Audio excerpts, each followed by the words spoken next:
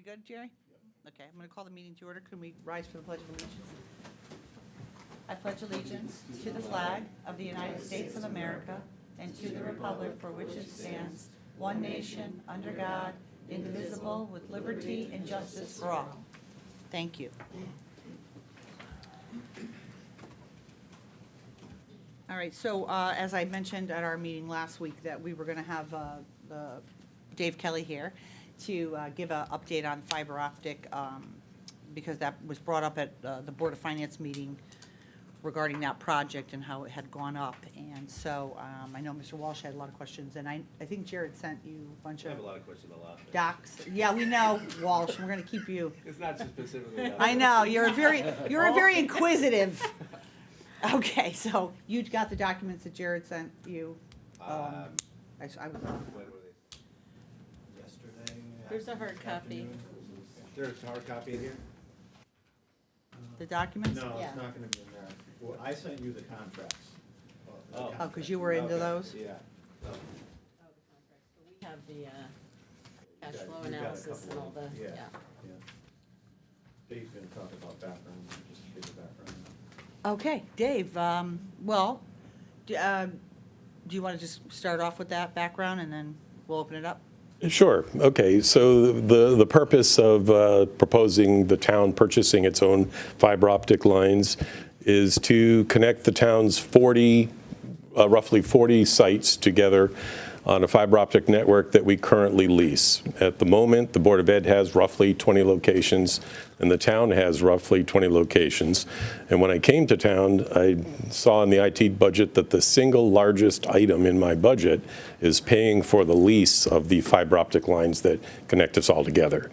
Many towns purchase their own fiber using a law called municipal gain. The utility companies have to allow towns to attach one single attachment of some kind of communication wiring to the telephone poles at no cost.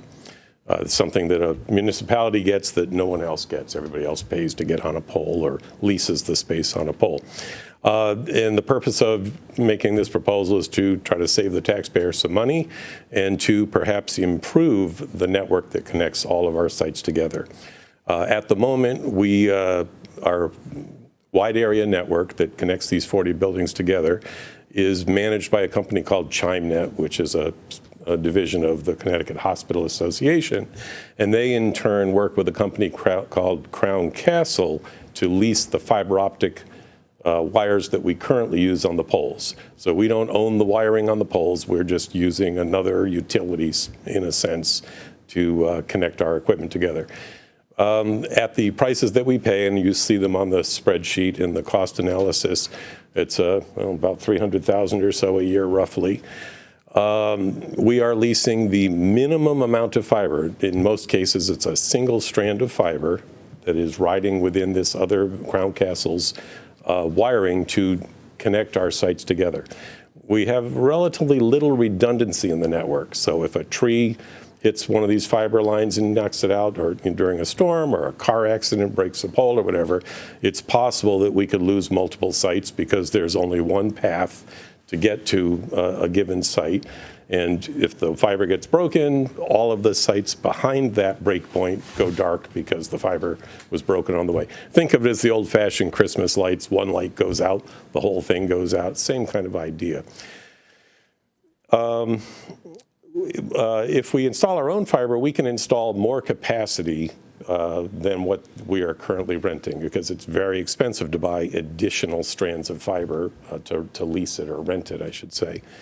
If we put in our own fiber, we're going to put in more than just a single strand. We're going to make it so that we can build some redundancy into the network, so that a given school will be connected to two other points in the network in two different directions. So something happens in one part of the fiber network, there's a chance that as long as the signal can make it around in a different path, it would keep the site up.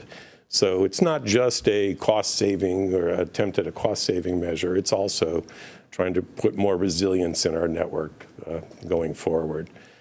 I've spoken with a number of other IT directors in other towns. I go to associations where we all get together for lunch or see a presentation, and many towns have done this. In fact, The vendor that we're looking at right now has done 20 towns just in Connecticut. And the towns never look back. They say it was a good thing to do. It saves them money, and they have a lot of capacity to do what they need. So that's kind of the background of the project. Before coming to any board and asking for money of any kind, I usually go to a vendor, and I went to one that installed fiber in a number of towns in the state and said, give me a ballpark estimate of what this will cost so that we have a figure to provide to the boards to try to get a project running. And turns out that the vendor that we're most closely looking at right now, and I think they're actually in your backup documentation, was the vendor that I spoke with a year ago. And they were the only vendor that actually walked all 40 sites in town for a week with myself and Nancy Burns on the Board of Ed side to examine and actually do a serious bid for the project. Their project came in a little higher than their estimate a year and a half ago when we first started speaking with them. And part of that was that in town, a number of our fiber optic paths would have to go underneath railroad crossings and underneath the Department of Transportation highways, I-95. The network would have to cross under them. In most cases, you can attach fiber optic cables to the underside of the bridge. In fact, if you're driving under a bridge, you might see a lot of wires they come off a pole, go underneath the bridge and come out the other side. But the vendor said that the DOT and the railroads are getting tougher about allowing you to attach things to the bridges. So they put in a figure to accommodate burrowing down to the ground, going underneath the bridge through the ground, and then coming back up to the pole, which was about a 10% increase in the cost if we have to do that. It's not a given that we have to do it. We may get lucky and they may permit us to attach our fiber to the underside of the bridge, and then that's a part of the expense that doesn't have to be carried, but it's in the numbers you see because we want to give an honest, non-blue skies estimate of what the cost will be.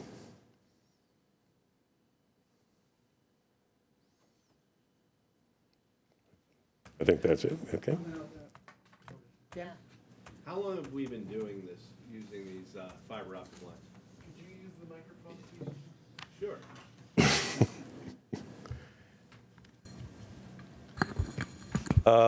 I believe we're in our third renewal, so I'm thinking it's about 12 years. Okay. Based on, I think this is the projected WAN circuit cost, you have this document? Yes.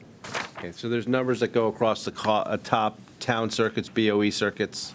So is that the annual cost? Yes. And it looks like those costs are fixed. I don't have the contracts. I did not look at the Okay. contracts. Yeah, we do 5 years at a time. And it's always fixed? For the There's no increment along the way for For those 5 years, it's fixed. what happens in the fifth year? It could jump. So is that the last year?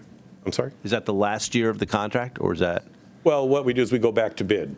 Okay. So we do an RFP again, we go out to bid, we are asking for another 5-year contract. To date, it's always been ChimeNet is usually the only bidder and the winning bidder. Okay. So those are the costs, and it looks like the town circuits are coming up for bid in fiscal year '24, because it just kind of runs out? Yeah, I think that's the end of the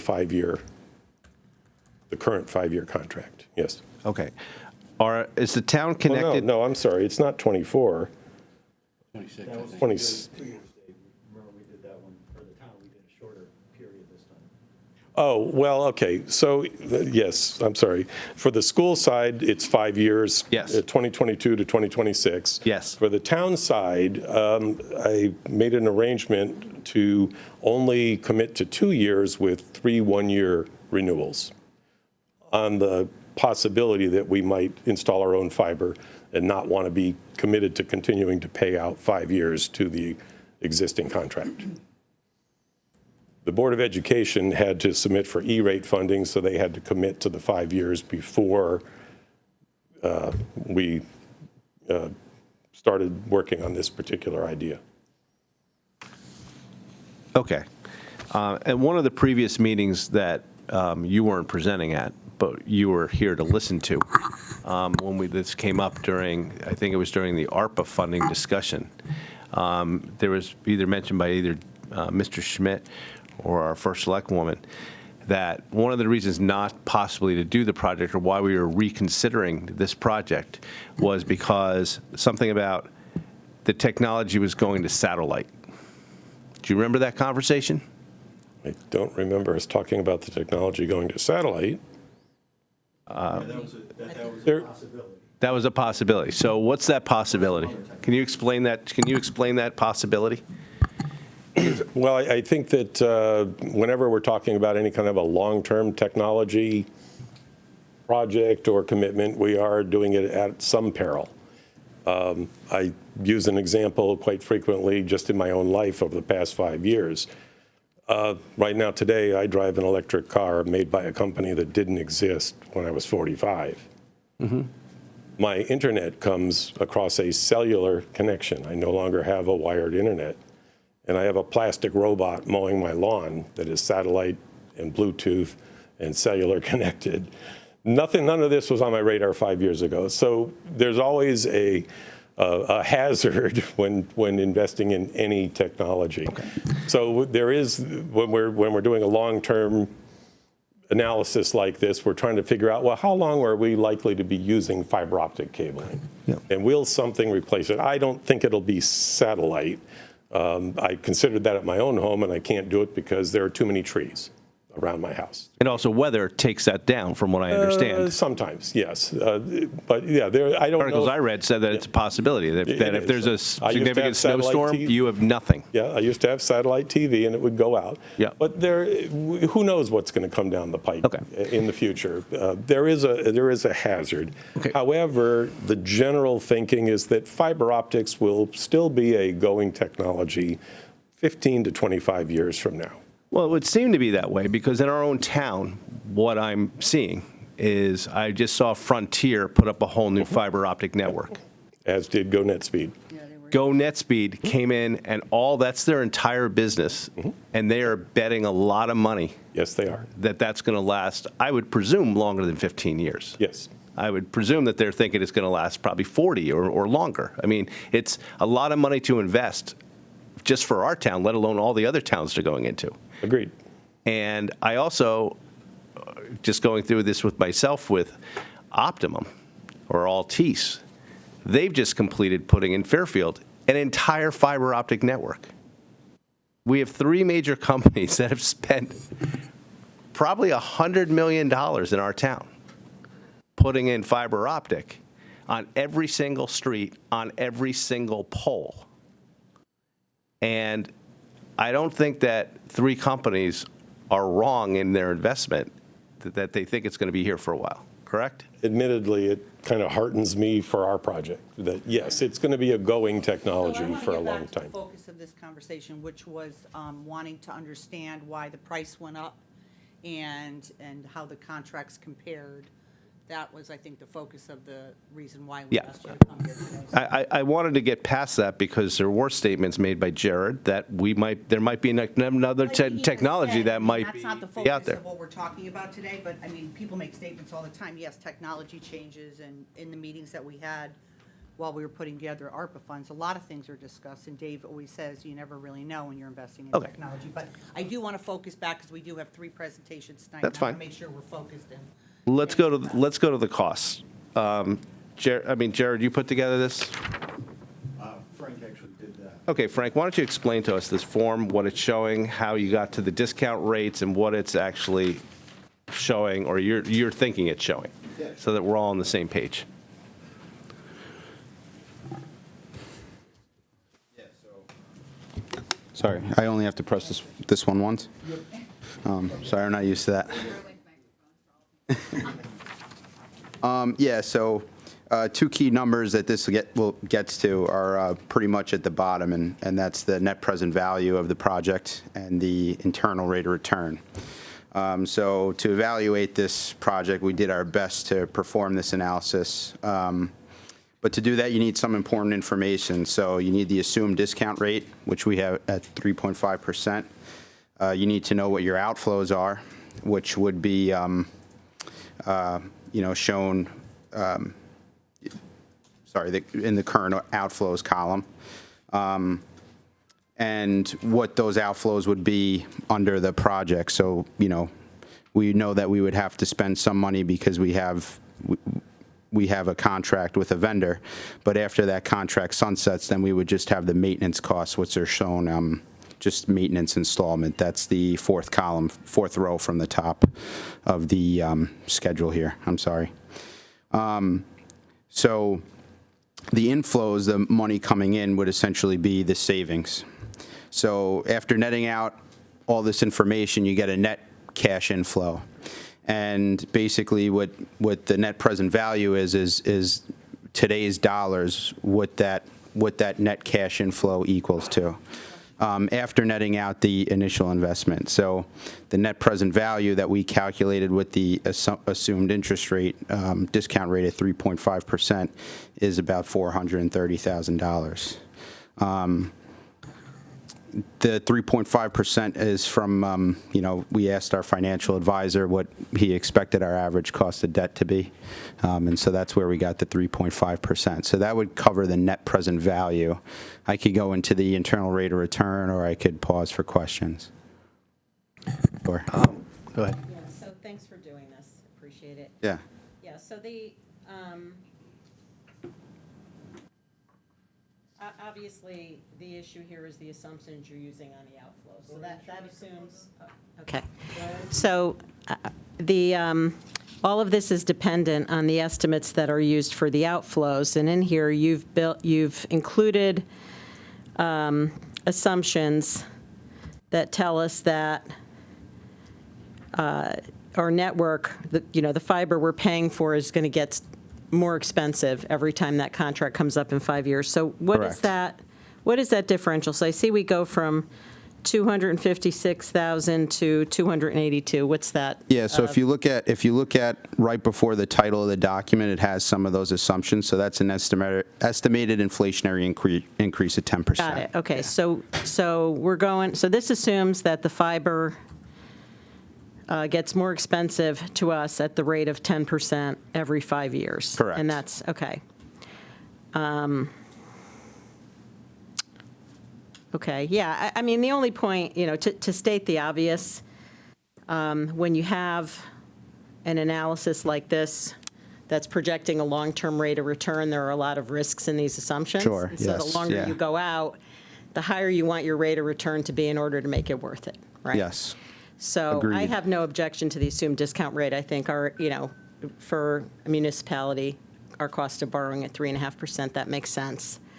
My initial reaction to this is that an IRR of 4.68%, I would not do this on a pure financial basis, because if fiber got cheaper, or, you could. Sure, yeah. If this, I think when we originally saw this analysis during the ARPA presentation, the upfront costs were lower and the savings were higher. So I think the IRR, I remember doing a back of the envelope at the time, it was something like, 16%, 17%. That would be a different equation, right? Sure, So yeah. I don't know, I don't know if these numbers are going to turn out to be correct or not. None of us do. It's a Yeah. guess. Mm-hmm. But I would just use that as a starting point, that I think if we were purely doing this from a financial perspective, I wouldn't spend over $3 million to get a rate of return of 4.6%. I guess the question, though, gets back to, and maybe this is for Dave, you said, there are other advantages to this. We build some redundancy into the system, and we, can reduce our risk. So can you just help us understand what that's looked like in the past, over the past years? Have we ever had outages that have kind of shut us down, or, what is, and I know that's not necessarily predictive of our future risk, but can you give us some ideas of what we've been dealing with? Has this been an ongoing problem? I'm not going to make it sound like we have an outage every day. We don't. A few years back, when many of the trees down on Old Post Road here were hit by that microburst. I remember. That took everything out, and it The took telephone pole, the big pole came down? Yep. Several of the wires were ripped off, a lot of them, and that was a lengthy outage. And many sites on that end of town, on the western side of town, just went out because we only have one way to get there, and we're renting the minimum amount of fiber to get there, and that fiber was broken. And being a communication line, they're the last ones to be able to repair. So you have to wait for the power company to make the area safe. Then you got to wait for the tree crews to come cut the trees away. Then you got to wait for the pole people to come. Then you got to wait for the power company to rebuild their stuff. And only then can the cable, telephone, and fiber companies come. So how in long and were repair. we out for that time? Geez, about 4-ish days, I think. And this building was closed only because our generator failed. But Okay. this building itself was on the network. We have a little ring, some redundancy built in the middle of town.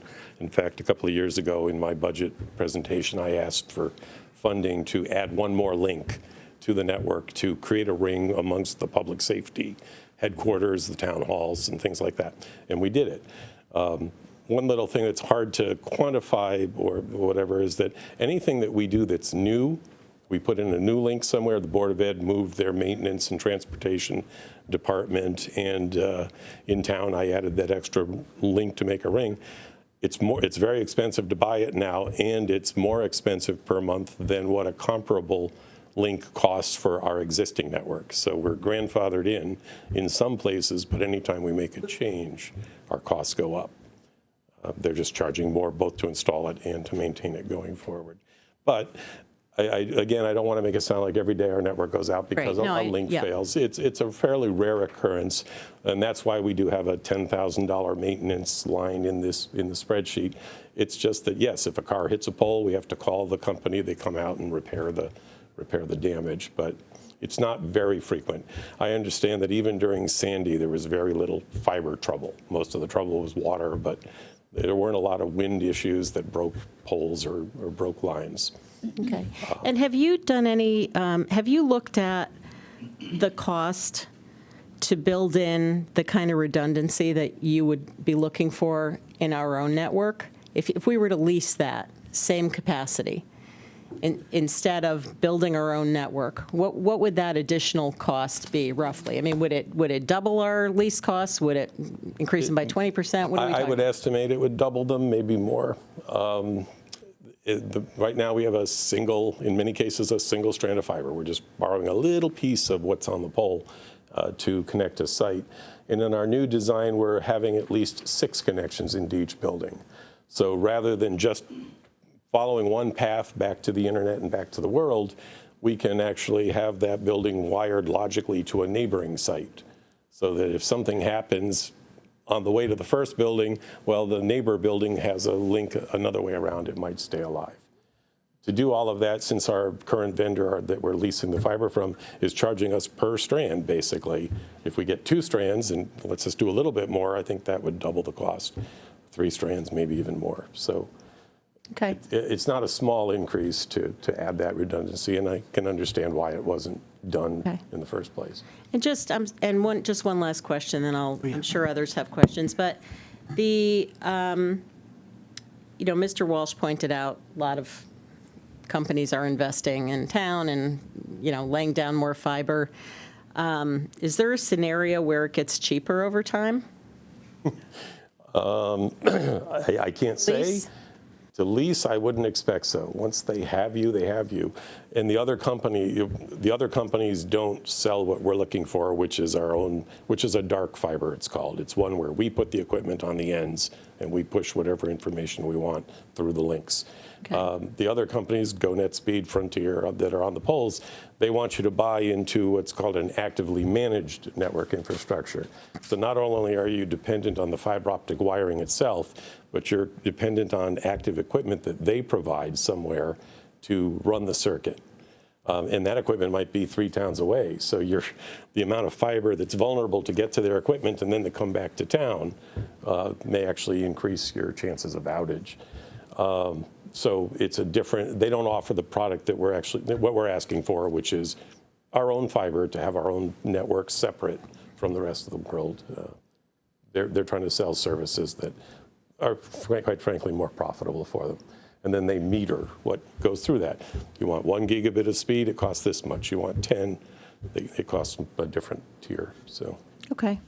Yeah, and the reason I'm asking is, we have maintenance costs in here which are relatively modest. Mm-hmm. Yep. So, we have our whole network and we're talking roughly, going out, I assume this is inflationary, but, $10,000 a year going out, which would have us fixing the type of, like you described, I'm not going to say it's catastrophic, but that was a pretty serious outage.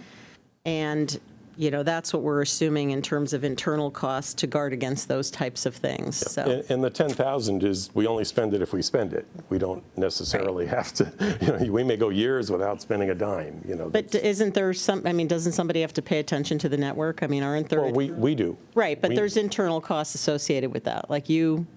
We do that now. Actually, ChimeNet monitors it, and we monitor it. So Got it. we notice when a fire station goes offline. So you don't have to hire an extra person, in other words. No. All right, thank you. Thanks, Dave. Yeah, so just a couple questions here. So to piggyback on what Lori was saying about additional benefits, are there any other things, for instance, if we're putting in our own fiber optic cable, is this something that could potentially be leased to the public, other tenants in some of the town buildings, anything like that, where it could potentially Well, generate revenue tenants to pay in for town itself? buildings, perhaps. Yeah. Whether we would lease to the public or make it available to the public, there are two things. One, as a government, do we want to get into the business of competing with other fiber, with the existing vendors and get into the billing business and all that? But the other is that our fiber is being installed specifically on routes and paths in town to serve us. Right. So unlike Lights, Go NetSpeed, and Frontier, we're not going up and down every single street, so we couldn't necessarily offer service to residents. Plainville is considering that. They've done a municipal network, and they're using the same vendor to do a study to determine if they want to get into the internet service business and compete with the likes of Go NetSpeed or Frontier. That's a philosophical question. Should a town do that? It's really expensive to build that. And you're competing with other vendors that, already or may already be in the space. So to go back to the spreadsheet here, so it looks like, unless I'm reading this wrong, you got about a 10-year cost justification, 10-year window for the project to pay for itself. Am I reading that about right? So just to condense this, we cut down, if you look in term 2, the last year's 2031, and then it goes to term 5. So we just made this spreadsheet. It's a 20-year period. So it's 20 years to pay for itself. Yeah, essentially, sure. Okay. It would be less. It would be 20 years to achieve the NPV of 429,000. Like as Lori said, it would be less than that. You're looking for the time period to get to NPV of Right. 0, right? Yeah. It might be 18. Yeah. 18 might be. So my reason for asking that question, and it kind of circles back with some of the comments you made at the top about now you've got robots cutting your lawn that 5 years ago didn't exist. Does investing in something like this with such a long runway to pay for itself with the rapid pace that technology is changing make sense? And that's what I'm trying to figure out. And Jim, I understand, your comments about these companies are investing heavily in fiber optics, which would seem to be that would be the case, but we've all seen where companies have invested big time in technology only to find out a few years later it's completely outdated. So that's my question. That's why you want an IRR more than 4.6%. Just before he answers that, I would say that if like Dave said, if we wanted to add that benefit of additional cable, then obviously our expected outflows for the lease would be higher, and then the net present value would also increase. If that's a serious consideration. Yeah. No, Mr. Schmidt was right. There's always a risk in technology we don't know. But I think that we actually found some online, analysis and consensus that in spite of what might be considered a technological change hazard, that it's most companies, most consulting firms will tell you that fiber is a 20 to 25 year expected. Some of them had shortened it to 15, but then now they've since changed that. There's some things that we're not going to be able to get around, physics. Yeah. So it's kind of like with the satellite. I actually looked at it for my house, but certain times of the day or whatever parts of the hour, I wouldn't be able to get a signal due to trees. It's because microwaves can't get through wet tree leaves. Yeah. In the wintertime, when there's no leaves on the trees, I'd probably get good service. When there's heavy snow, heavy rain, whatever, there are the same issues. So I don't know what would come out that would, but again, you never know what's going to happen. But even if a new technology came out that might be newer and sexier, it doesn't necessarily mean we would change it. Oh, yeah, no, I understand that. And Yeah. so my next question is, and this is the one that I always run through my head when I'm looking at these projects, is the criticality of it. And that's the other thing that I'm trying to understand. And Lori asked you about, how frequently we're down. It doesn't sound like we're down that much. We're not. And even when we were down for 4 days, which is kind of like the extreme example, it seems that it caused like aggravation, but it wasn't as if life ceased, if you know what I mean. I wouldn't pay $1 million to prevent 4 days of outage. Right, and so that's why I'm looking at a project like this, just trying to weigh all those factors along one way to pay for itself, the criticality of it. I'm sitting here thinking, is this something that the town really needs to invest in? And to be honest with you, right now I'm saying, probably not. Historically, we've been kicking around this idea for years. Yeah. And we kind of like, it's on the fence because if we have to bond it, now we're paying interest on the money that we have to borrow to do it.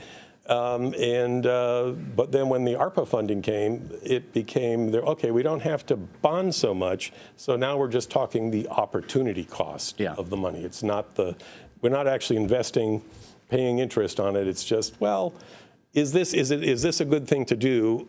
And there were time limits, and we have to do it within a certain amount of time. A lot of things, we can't go and fix something because it might be a 10-year project to fix something else. This is something that would fit within the ARPA requirements, and we've reduced that barrier to get into it. We were not allowed to use, by the rules, ARPA money to reduce taxes. But once we move on to this fiber, we can instantly start paying ourselves back every year, $100,000, $200,000, $300,000 a year. And just one last question. Maybe this is something that's either has been covered or will be covered later on. But just from your IT department, are there other projects that you would consider more critical like this? Do you have all the server capacity? Do you need to upgrade? Whatever the town accounting and software packages. Are those types of things, from your opinion, would they take priority to something like this? So if I only had like $3 million to spend, what would you spend it on? Well, those other things are covered in operating budget now. Okay. So it's not like I need to come to you next year and I got to buy $300,000 worth of servers. That is covered in my operating budget. We gradually replace things over time. So there isn't a big lump thing coming.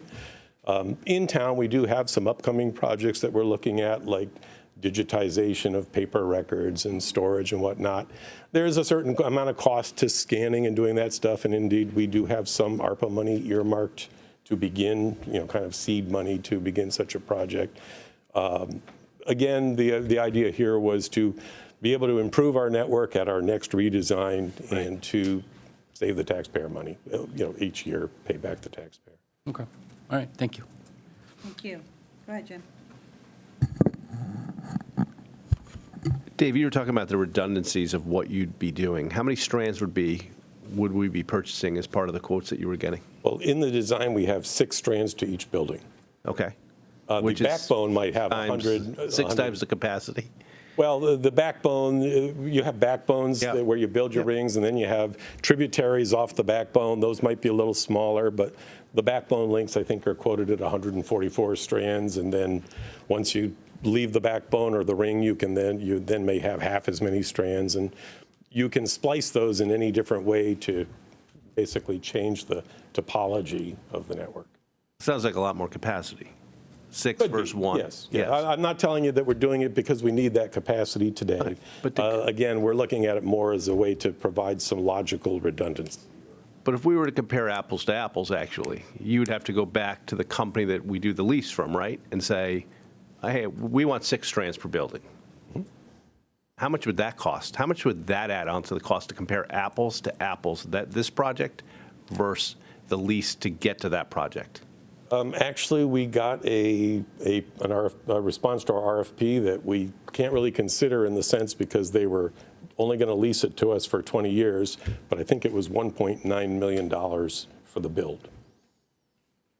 For the bid to do? For the build, to go from one strand to 6. So at if each we were site. really going to do an apples-to-apples financial capacity, we'd have to add $1.9 million into the cost of the lease. Well, we have an offer to increase the network to that 6 strands Yeah. for 20 years. Yes. At the 21st year, we have nothing. Okay. Would we pay that up front, or would we pay that over the 20 years? I believe that's an upfront, and then they wanted 80-something a year to maintain it. Okay. All right. I mean, this is something we still can talk about since it's ARPA money and can be whatever, but I would like to see this financial analysis on the cost be done with the $1.9 million put into it, so I know what the cost of both that are the same, what it does to the rate of return. Something tells me it's going to start making it look like it's probably over a 10% rate of return, if not higher. Oh, yeah. Yeah, so I'd like to see that number. 100%. When the cash outflows increase, Yeah, obviously you're. without a doubt. But I think that gets back to Ken's question on the criticality, because I'll just say for the record, and I understand why Old chairs, why they do everybody that. looked at this way. I personally do not view ARPA money any different than bonding, because we spend money, ARPA money on X, then we have to bond the next thing. So to me, it's cash. It could go towards sewer projects, it could go towards school projects, it could go toward whatever. Sorry. I don't want to say that again, but yeah, my point was, for the record, yeah, I don't think ARPA money should be viewed differently, because the opportunity cost, to me, we have bonding capacity available, we have ARPA money, we have grants, et cetera. The urgency of these projects, to me, is the key thing. ARPA may be looked at as sort of free money, but again, if we spend it on one thing, we can't spend it on another, and that just means we have to bond other things. And I know we're about to hear about all these sewer projects, so I completely get why it was looked at that way, because it was sort of a windfall of money that we didn't have available. But I just think it's a mistake to view it that way, because there's a finite amount of cash in total. So I would just say that. Thank you. Dave, if we decide not to go ARPA money here, are you still thinking in the next couple of years that you might want to spend that $1.9 million to get it up to 6 strands per building on a build out and then lease? Well, Because I think we should just know what your thoughts are Right going now- forward in making these decisions. yeah, right now, we're committing 5 years at a time. Okay. To a vendor. If you do the 1.9, you're committing to 20 years. And if you stop using it, you have to pay out the rest of that 20 years. I don't know if I would do that. I don't know what we estimated what we think the approximate increases in cost of what we're currently doing, renting 5 years at a time. It does leave us a little more flexibility. So, I'm not sure that I would want to commit to. It's a long commitment in the other direction for not a lot of cost reduction, I should say. You see what I'm saying? I'll give you an example of what happened in the last renewal, the one before the one we just did. That contract was signed a few months before I started with the town. I looked at it, and there were 2 links in that contract that connected the 2 golf courses with fiber optic connections, HSR and Carl Dickman. $30,000 a year per golf course to hook up 1 computer at 1 golf course and 3 computers at the other. There's all kinds of technologies you can use to put those golf courses on the town network with a far less expensive connection. So I called up the vendor, and we're only 6 months into the contract, and I said, hey, can I change these 2 connections? I want to get rid of them. I want to convert them to cable modems, and we'll do some trickery to try to make them work, because there's just not a lot of reason to have such an expensive connection going to these golf courses. They're expensive because they're very far away from the middle of town, and the company had to build fiber on all those poles to get to these golf courses. And I was looking for a way to maybe pay a penalty but get out of the 5-year commitment. My only option was I had to pay out the 5 years. So sometimes when you make a commitment like that, you get stuck in something, and I don't know if I'd want to. I don't know if it's enough of a savings to want to really commit to them for that long. Okay. See? Okay, I'd still like to. I'll gamble on myself or ourselves, but I don't want to gamble for the vendor. You know what I mean? I'd still request that we get the projection with the $1.9 million installation cost. And is there going to be more cost on a monthly basis? Well, let's be clear. That RFP response did not meet the RFP specification, so we can't really consider it unless we annul what we've done and then go back out with another bid. Okay, but we have some idea what the cost will Well, be. yeah, It's a I'll use it an estimate. better than guessing at I it, can right? give you the number because we did get such a, but it's a lease only. It's not to own. Not a buy. Yeah, we're not buying an asset. But we have to pay $1.9 million up front for the Right. for the installation cost. So yeah, so I'd like to see the installation cost of $1.9 million put into this analysis.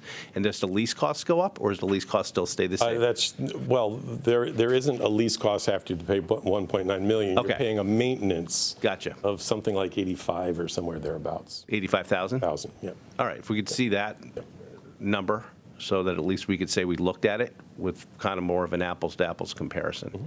And then I agree with Lori in that, yes, there are other things we have to look at. I don't think any of us imagined that we'd have $100 to $120 million of WPCA costs. So despite the fact of whether this is a 20% return for us, which might look good, we might not be able to do it because we might need to direct dollars to another project because we prefer to be able to flush toilets versus having the internet or leasing the internet. So, okay, thank you. Thank you. If there's no further questions, thanks, Dave. I appreciate that. Obviously, it's, just for the committee's edification, we have these discussions all the time internally, all throughout the year. And that's why I thought these meetings, it kind of gives you a flavor of what we do every day in getting this information, and it's more collaborative. So I thank you for taking the time to be here and explain that. Okay.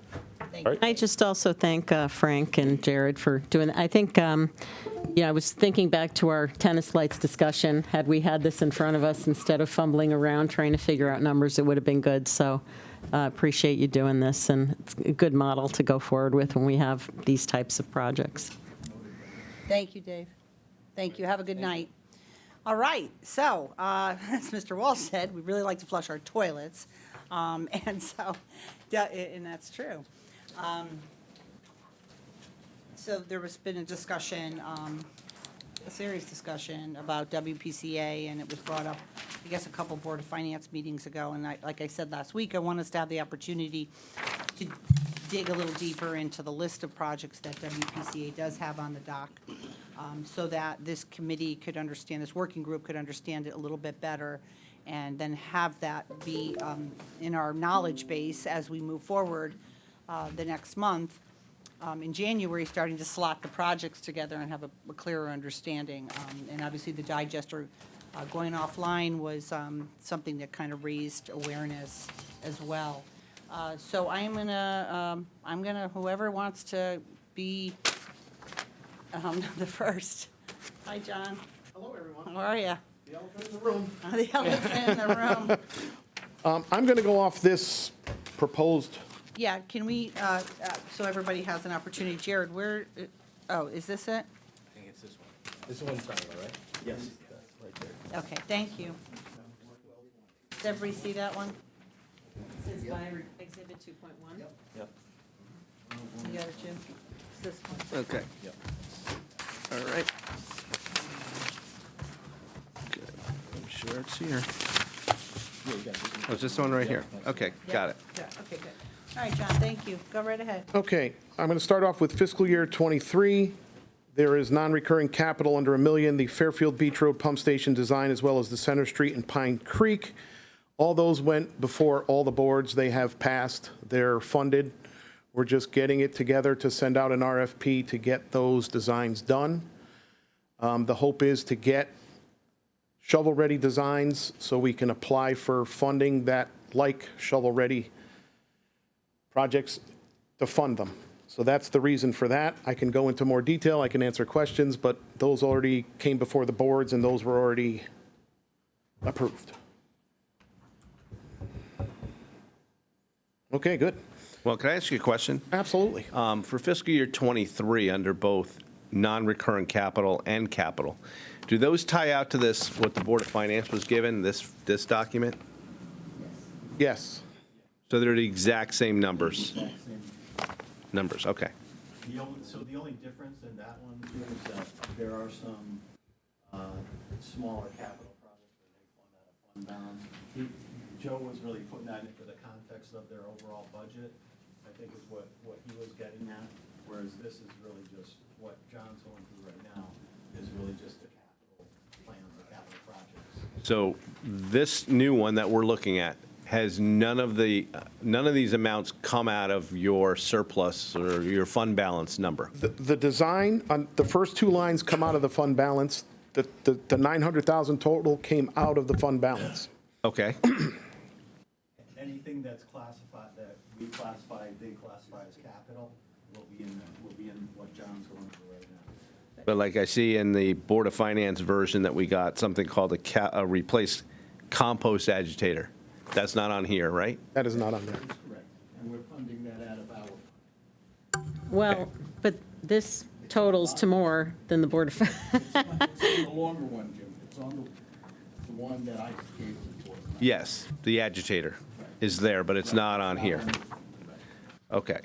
But I think, yeah, so the I guess Board what of Ms. Finance Charlton is getting to is that the numbers that are on the new one today are more than the numbers that you presented, which include more things because you're funding them out of capital.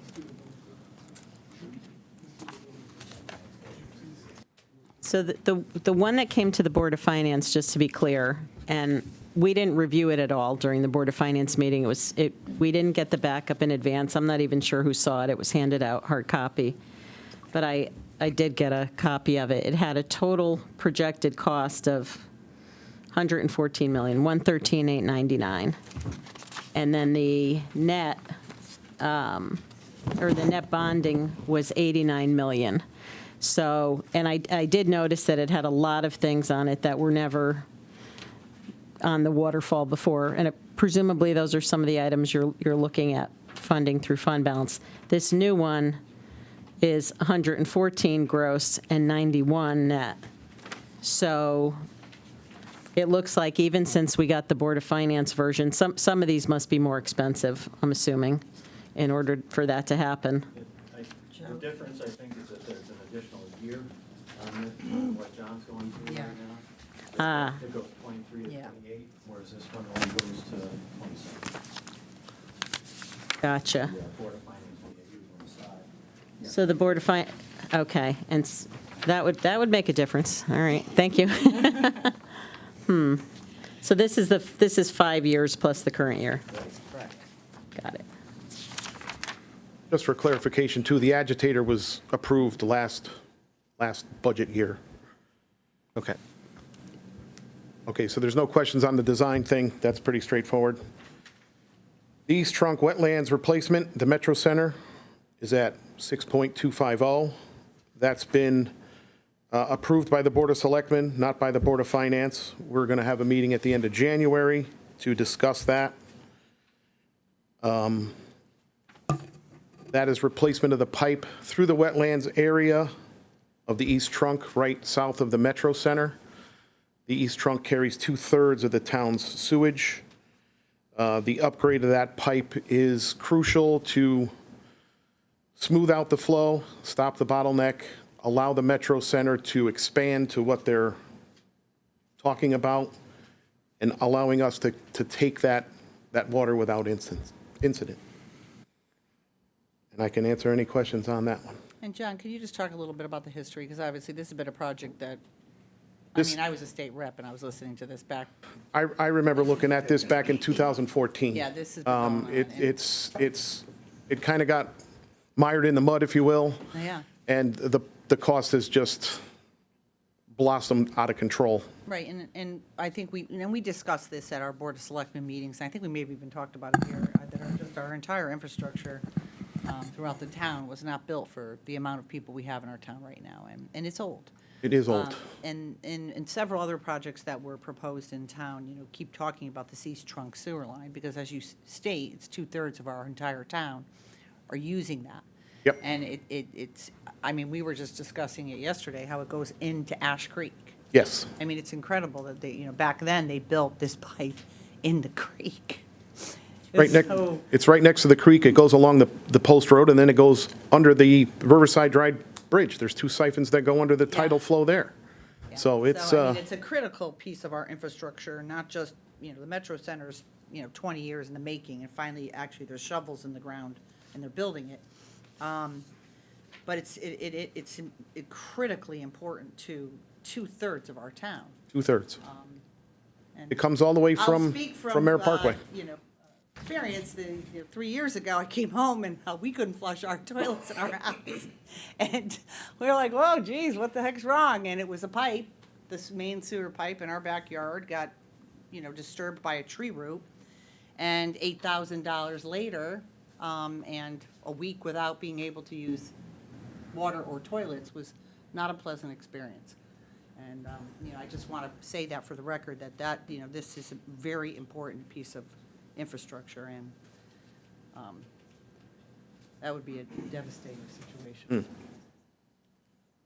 Sure, go right ahead. John, can you remind us on the reimbursement, so the 4,250, I'm trying to remember from the Board of Finance meeting, that was both a grant and, that's not all reimbursement, right? So part of that was fund balance, and then part of it was a grant. Grant is was 750, correct. Okay, so this is $3.5 million of fund balance on this one, and 750 of a grant, okay. Correct. I have sorry. Yeah, no, I just wanted to make sure everyone was clear. Reimbursement doesn't necessarily mean reimbursement on this one. It's a combo of the both, so. Just a quick question. When you say, to build out on the capacity that Metro North is looking to do there, can you be more explicit in terms of what the volume is that you're referencing? As far as coming out of the Metro Center, Yes, you said, look, what will be needed so that they can expand to what specifically are we don't know- talking about in I terms don't of know that? how much is going to come out of the Metro Center, but realize that on one side of this pipe is a 36-inch pipe. The pipe we want to replace is 33-inch, and then it goes back to 36. Right. So you've got a bottleneck there. Right. If the flow increases because of a storm, a heavy rain event, it backs up there. And if it backs up there, it backs up all the way up along 95 and up towards the Bridgeport line. If that's the case, the Metro Center is not going to be able to evacuate what they need to evacuate into the system. Putting a 36-inch through the hole is a smooth flow. There's no bottleneck. It's And that continued. will fix the bottleneck that we know currently exists today, plus the expansion Correct. of Correct. an undefined amount of volume. Correct. The bottleneck doesn't happen all the time, but you get heavy flows and there is a bottleneck. And it does back up along Kings Highway, those dead-end streets there, in between the houses and 95. It just becomes a river. Yeah, I'm not questioning Yep. the bottleneck. I'm questioning the size going forward and the capacity. Correct. Meeting the capacity needs Meeting- in terms of meeting what the capacity, right. Right, okay, thank you. Right, and planning and zoning, when they approved that multiple times now over the years, with the last being with this last developer, they pay in, the developer pays in part of this, and it's a whole formula, but yeah, it won't if that's the question, it won't overwhelm the system. We would have had to That do is this my even question. without the Metro Center. No, absolutely. I'm Are you asking if there's room for more growth? yes. Okay. Yeah. I am asking for meet current problem Yeah, plus Yes. be able to accommodate the growth. correct, yes. Right. The answer is yes. Come on, Bill, you want to? Speaking, No, please. by all means. No, it's the math geek in me. It would be a 20% increase in the capacity flow that we're able to provide, going from a 33 to a 36. And does that translate into a 20% average per person utilization rate? I mean, I'm just saying. Population? Or, Right, yeah. exactly. I mean, to keep it. Well, yeah, it would be able to handle more gallons per minute, if that's correct. Right. Understood that. I'm looking for, if we have 10,000 more units in the Tungus Hill community, Metro North, Commerce Drive, et cetera, will this 36-inch pipe be able to handle that? Well, that, I think they had a report that was done on that, and Thanks. yeah, they had a, yeah, that was the one by Wright Pierce? Right, yeah. Just to make sure that as we look at this project or whatever people decide in terms of what happens, that we're looking at whatever the issues are today, but that we're also projecting out the foreseeable future and in terms of meeting the anticipated needs in the future. Right, yeah, there's what you're looking for is what they call reserve capacity. Yeah. Thank you. Yes. Yeah, we could get you that information, sure. Thanks so much. I don't have that offhand, though. Thank you. I did want to bring up a couple of things. Is from that last Board of Finance meeting, we have reached out to our consultant. I didn't want to say it at the meeting because I was unsure, but the first thing was the 2.4 million. The original estimate was done before any soil testing was done, so that was a number that we came up as preliminary, kind of like a placeholder, and then they performed all the soil testing. They have given me a fairly good, thorough explanation. We could reveal that to you sooner than that January meeting if you would like that information ahead of time, or we could wait to that meeting. I didn't know how you wanted to handle that. I mean, briefly, how did soil testing triple the cost? A couple of things. One, the soldier piles, or what holds or supports the temporary bypass, and it would be connected with the existing new sewer. They had to go much deeper because the soil bearing capacity basically was, we kind of figured it was marshy, but it was even worse than what we thought. Okay. And so they have to go deeper than originally thought. The water table was much was higher in one location than what we originally thought. We knew there was the environmental liner as part of the Metro Center property, but it's not through the whole project. But there were a couple of sections. We've got that detailed to where the liner is as best as we can based on drawings, and we even did DPW did a couple of test pits there as well. So I can put it in a recap to help better explain why the costs went up. I just wanted to let everybody know that, since the time, we're not wasting time. We are taking the questions that were brought up very seriously. So thank you. is the line that's currently there, not just the quality of the line, is that a major problem, or is it just the capacity of the line? It's really both. Okay. Can a new larger line be put on the supports that are there above it so that we don't have to be like reconstructing what's already there? Can it be put above it? So there's two lines being supported by the supports that are there. Well, this is gravity fed. Okay. So you'd have to keep your invert the same. How about the side-by-side then? The side-by-side, I'll double check on that, but I believe that was looked at. And again, we'd be doing something similar already with the temporary bypass for that. And again, you'd have the same situation though if we were to do that. It would increase the capacity a lot more, yeah, but we would still have to eventually repair the other line the existing line if we were still using it. So there's an ability to repair the line that's there, not replace it, and then possibly put another line next to it? Not really, though. One Yeah, point? we did have, we have looked at several different alternatives for this project. Obviously, with the costs going up, the Sewer Commission had us look at all different situations. I think it might even be in our, the 14 points here. Alternatives to the request, number 8, it lists all the different things. We looked at a pump station. We looked at bypass and overflow piping, trenchless technologies, and obviously the do-nothing we always throw in there as well. But it's all there, and we looked at several things. The trenchless technology, unfortunately, didn't work. We're very limited on the solutions that we have in this area, unfortunately. What percentage, or have you spoken to the engineers about what percentage of the cost is based on the fact that there's just so much money in this system going towards projects, and not enough, basically anything from the equipment that's needed to do the work is just more expensive than rent because it's higher in demand, versus delaying it for a while until potentially a recession hits, or to, it's just so much capacity of money going towards these projects. So in order to get the project done, you basically are overpaying the construction companies doing it to make it worth their while. Mm-hmm. That's a good observation. All I can say is, based on the past, whenever let's just say we go into a recession next year or the year after, normally that would be a good thing in terms of capital projects, more demand and whatever.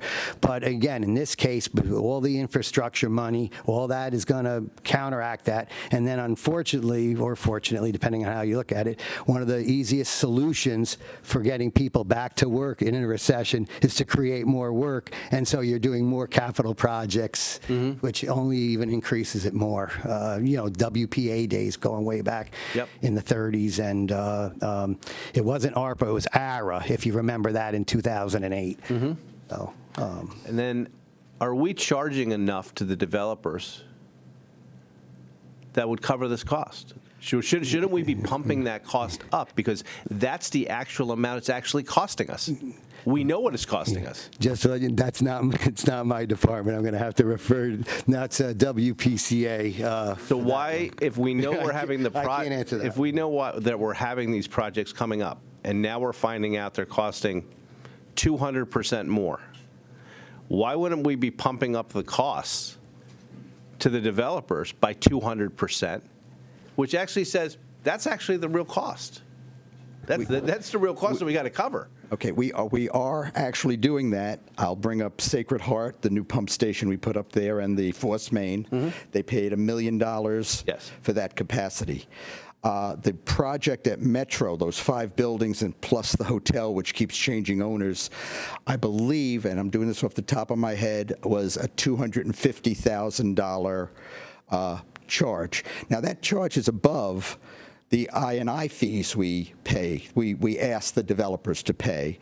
And those rates, I mean, we just did it last July. We just raised those rates again based on inflation. So the number of units also carry the I&I charge for the developers. Okay. So there's a surcharge for the developers when they're big enough, and there's also an I&I charge when they pull the permit. So we are doing that, and we are continually to raise our rates. But I'm not talking about inflation anymore, because the inflation I'm looking at is 200%. I'm not looking at 8%. That's the surcharge part of it. Yes. The inflation part of it is our I&I rates, and the surcharge part of it, the $1 million at Sacred Heart, for example, was to try to offset some of that. It was a $5.2 million pump station in Force Main. Yep. We got $1 million back from Sacred Heart when they went for the hookup.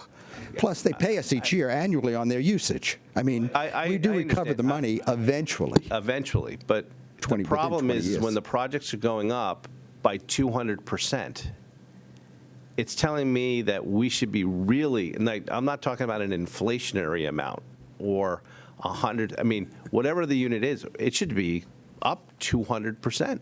I mean, that's what we're doing. We're having to increase it because of capacity, not just because it's failing for the existing customers that it was designed for, in the 1970s to 1950s.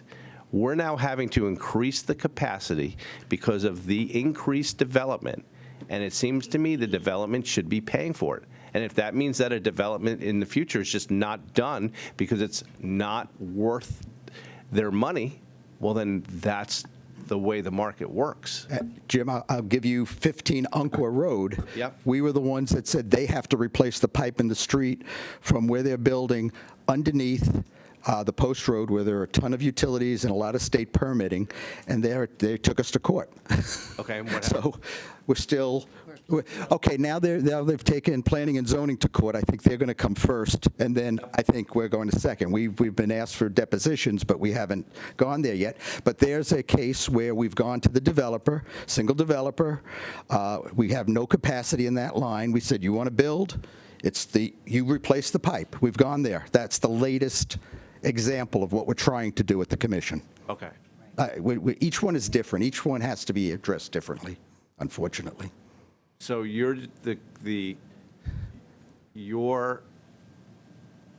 commission is basically going to say, we're going to look on it on a development by development basis on what we think it should be to add on to the I&I. We're not just going to increase the I&I by what it costs to have so the I&I is really just the money for the infiltration of stuff that's in it. But are we allowed to charge for excess capacity to developers that are going to benefit off of that? The answer is yes. Okay.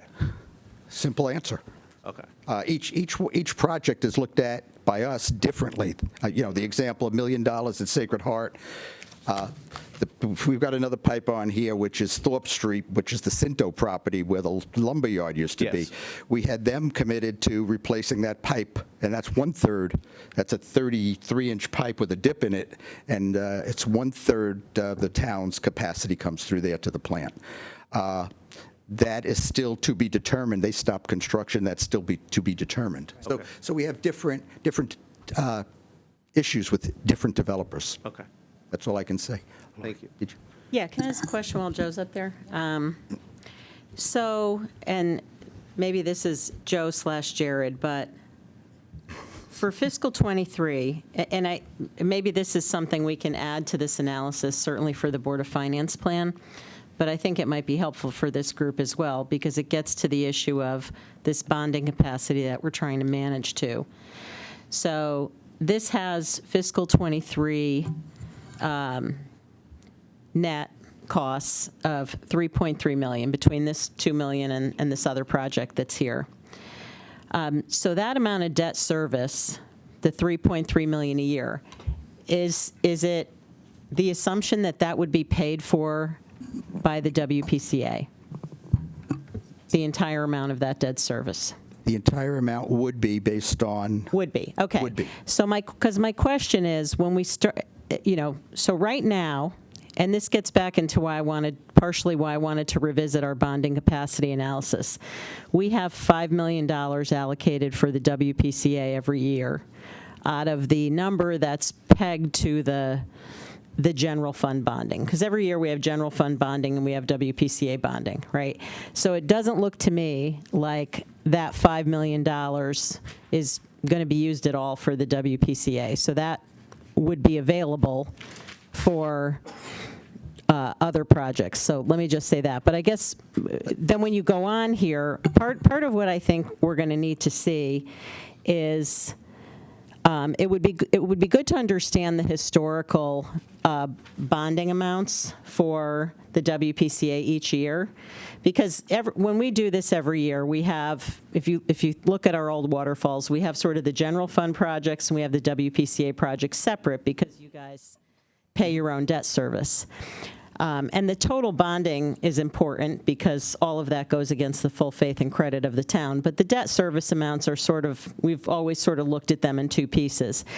So I guess what I think this group and ultimately the Board of Finance will need to understand in all of that is, to what extent are these net amounts, are we going to be able to pay these from the WPCA? Because some of the annual amounts look substantially higher than what I assume we've bonded through the WPCA in the past. I don't know that for sure. But, when I get to Fiscal '24, $9.5 million. Fiscal '25, $21 million. Fiscal '26, almost $16 million. Fiscal '27, $20 million. $22 million the year after that.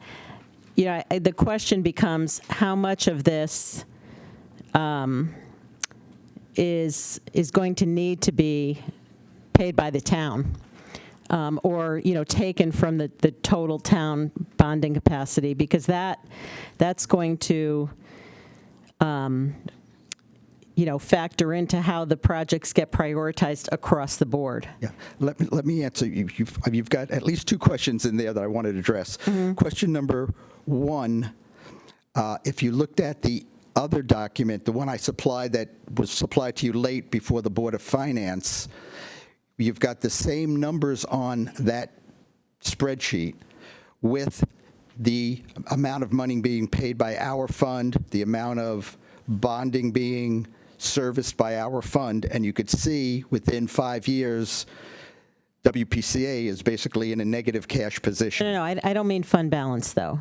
I mean, That's I don't mean you paying out of fund balance. I mean you paying your debt service out of the operating budget versus the town, it's versus not, normally, right, we issue bonds for the WPCA. The town issues them, and then there's a memorandum of understanding that the WPCA will pay the debt service. Right. So I guess what I'm asking is, at what point here do we get to a set of numbers where the WPCA will not be paying the debt service on its own, and will it have to come back to the town? And that's the other spreadsheet that when we take in money, when we set our rates and everything, we're assuming it goes into our fund. We're using our fund, just like you said before, you're using cash for other things. We use that whole bond fund to pay debt service and to pay for our projects, the projects that we don't capitalize.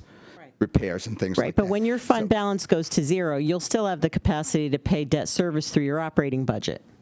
It's a line item in your operating budget. Yes, we have to, yes, for all new projects, but we will not be paying debt service. If you look, the debt service we're paying now will have exhausted our fund balance, and I can't raise rates high enough for the 17,000 residents we have that will cover after 5 years. Okay.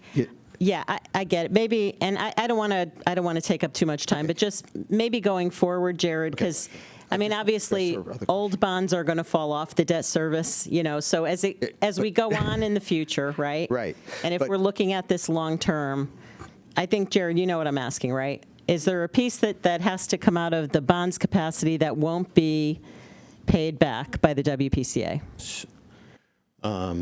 So one of the things that you said was, you know, kind of differentiating between the general fund bonding and the WPCA. It's all general obligation bonding. Understood. So it's not, in my mind, it doesn't matter. It doesn't matter who's paying the debt service out of it. It's still Matters to the taxpayer. It's still a town obligation. But it matters. Well, it does. But for taxpayers, right? If you're not paying a sewer bill, then it does matter. So we've looked at it separately because the town piece goes into the general mill rate versus the WPCA piece goes into sewer bills, right? So it's, I guess one thing is it's hard to say that we've looked at it separately because there's been like almost no bonding for WPCA at all over the past 14 years, 14, 15 okay, and that's what I was trying to get at. So this is all incremental now. But I guess maybe to answer the question in a different way, if there's $3 million that we do in bonding for the WPCA, that's GO bonding, I don't view that as opening up $3 million for the town to be able to bond.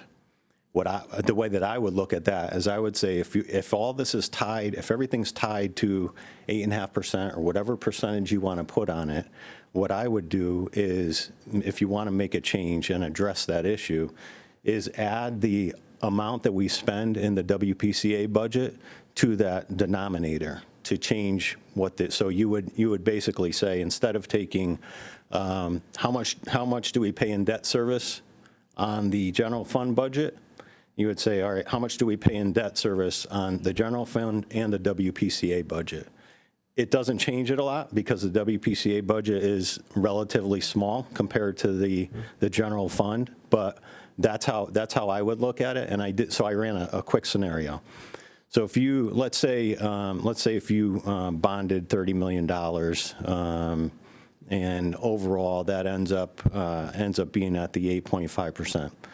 If you add the WPCA budget into that denominator, it changes it from 8.5 to 8.3%. That's how small a difference it makes. Okay. So, but that's the way I would look at it. I just, to your point, it's the taxpayers and they're the ones who care. To me, a lot of what comes from the rating agencies is based on ability to pay. And so whether it's coming out of the WPCA or the general fund, although it's a different set and maybe a subset of people in the WPCA, it's still the town's ability to pay overall. And so that's why I would look at it differently, and I would combine the two budgets. And got it. Okay. Yeah. I think you're one of the thing you said that, and that's why I asked it what the history was, is you said we have bonded very little out of WPCA in the past. Two bond issuances over the last 15 years. Okay. So all of this will be incremental no matter which bucket it goes into. Okay. So, Lori, it's only $400,000 in our current budget for servicing bonds from the past. But the other thing I wanted to mention to you, you said 23 doesn't look like we're doing any bonding. If we, at that East Trunk wetland replacement. No, I meant you would pay the WPCA would carry. Both pieces, yes. The point is they're two separate taxing authorities, right? Yes. And so this would go to a subset of taxpayers that's different. Yeah, the from 17,000 ratepayers. I gotcha. Got it. Yeah, I mean, I guess, the policy is 10%, the Board of Finance. We've tried to keep it at 8.5 because that ties into the mill rate and everything else. But as we start looking at these increased needs, we're sort of combining two things that were never combined before, I guess is my reaction. So, all right, thank you. The WPCA, if they have to absorb all this bonding, you're going to just raise the sewer use rate so high, everyone's going to get a septic tank. Right. Well, but that's why that was why I asked, would we not do it that way, and would the debt service just be absorbed out of the general fund? Yep. Yeah. It'd have to be under the general fund. They couldn't absorb it to a degree where somebody would want to pay these sewer use fees of right. $25,000 or $3,000 a year. I mean, at some point it gets so high. What? I know, it becomes a thing where at some point. Nobody wants septic tank. Oh, my God, well, I mean, listen, I think what Jared's point, this is a funny point, but I think that Jared's point is, and I hear what you're saying, Lori, ratepayers are paying one piece of it, but I think the bonding capacity, I think what Jared was trying to highlight was that, and you were saying this last week, was regardless of whose bonding it is, it's going up against what we're bonding. Yeah. And I know that, Matt Spurndle has said in the past, you have to watch your bonding capacity as far as your health, of your fiscal health. So regardless of how the debt's. No, we do. It's just, I think that 8.5%, is below our policy. And part of the reason that we looked at it that way is because, it's not just bumping up against what your policy is, it's the fact that it's the impact that has on the mill rate. So if you go from 8.5% to 10%, you're talking about a general tax increase of 1.5% for everyone, right? So, but that's different than saying what is our bonding capacity. So as we look at these increased needs, that's just part of what we're going to have to grapple with. And we may not have the luxury of staying at 8.5%, is, if the option is, flushing the toilets or not. That's my point. So. For a lot of the extra $7 million, because it's 12.5 and 12.5, and there's $7 million, but a lot of that $7 million point, because you talked about doing $32 million, and there would be $7 million for an emergency. Well, I think we're hitting an emergency kind of with these. Right, with I these think, sewer yeah. stuff. And- So and a lot of the 100%. 7 is going to have to be going towards WPCA. Down more, right, and I think, well, not the whole 7, I think we have to keep something in a bay, No, I because, know. you know, something goes like the digester, Yeah. and you're like, oh, you know, like Right. that. But you're right, and it makes a fair point, we've got some big stuff, and unfortunately, you know, a lot of this stuff's been backed up. We're gonna have to start, you know, Yep. chipping away at this. Well, that was kind of the, you know, the question that I was going to ask, because All right, I said backed up, I know, I can't help it, we're talking about sewers. So, you know, I'm looking at the list of projects here, and I'm a layman, and thankfully I know next to nothing about sewers, but other than I use them like everybody else. Yeah, as long as they're working, he'll be But happy you don't know it, about it looks like we're almost rebuilding the entire sewer system here. Am I misreading this, or? No, you're not. No, you're not. The Fairfield Beach Road Pump Station was built in 59. Center Street was 65. I mean, most of them, all of them are 40-plus years old. Yeah. And with little stuff that we've done over the years, we've kept them going. But it's time. Yeah. And so I'm not the financial guy at the table here, but what I think, like Jim and Laura, what you guys are talking about is, let's say the town, for example, has capacity to bond 30 million a year, whatever that number is. Higher, but yeah. And traditionally, we've bonded, you know, X number for the WPCA. But it sounds like what I'm seeing here is we're going to have to dedicate more of the capacity to the WPCA, but which, of course, will be at the expense of other town projects that we're trying to consider here. I mean, that's in essence. I think that's the, you know, that's the concern. And I guess to me, what it calls into question two things, which is what we're here to talk about. One is the overall level of capacity we're willing to go to. Right. Because I think 37 million is 8.5%, or roughly, right? 35-ish. You know, the Board of Finance has a policy of no more than 10%, which is, Right. I think, pretty standard. But, you know, we've never wanted to go right up to the 10%. So that's one thing, is the overall capacity. The second question is the allocation, because this is kind of throwing the allocation out the window if we do this, right? Because we sort of said, you know, we have a certain amount and we're going to allocate it this way. And what we're really doing here now is taking a different approach, which I think is probably important to say, getting back to the criticality factor that you talked about. It's not just, okay, you get 12.5 million, you get 12.5 million, pick your top projects. Right. It's what is most important for the town across the board. And so I just think that, you know, as we sit down and do that exercise in January, or we look at this, you know, that may shift other things around. Well, yeah, I mean, because to me, you know, at the end of the day, flushing toilets is probably going to be at or High on the near list, top of the yeah. list, right? So it looks like, when I look at this compared to the other projects that we've seen from some of the various other departments, this is a major one. I do have a question, and this was, you know, Jim, you guys were kind of talking about this, and I apologize because I'm not fully up to speed on all this kind of stuff yet. But it looks like, in terms of how we're charging for projects or fees that we're collecting, I understand that we're doing it differently, and I understand that projects will be different based on scope and magnitude, but I would think that, wouldn't we have a consistent policy with respect to how we're going to assess fees regardless of the differences in the projects? Because I think you were looking, you know, can we generate more revenue? Can the WPCA pay for itself, right?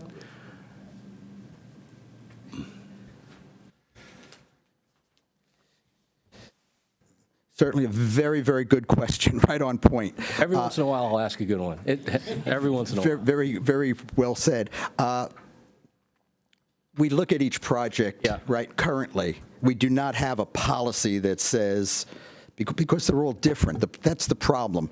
You know, a pump station is different than an 8-inch pipe at 15 Umpqua, which is different than a 36-inch pipe through the swamp between Thorpe and Ruane. Yeah. So we look at each one differently. And then we will make a proposal, the commission, I'm sorry, the WPCA, when I say we, the WPCA commission will then sit down with the developer and work out a fee. I mean, the developer, I'll use Cinto for an example.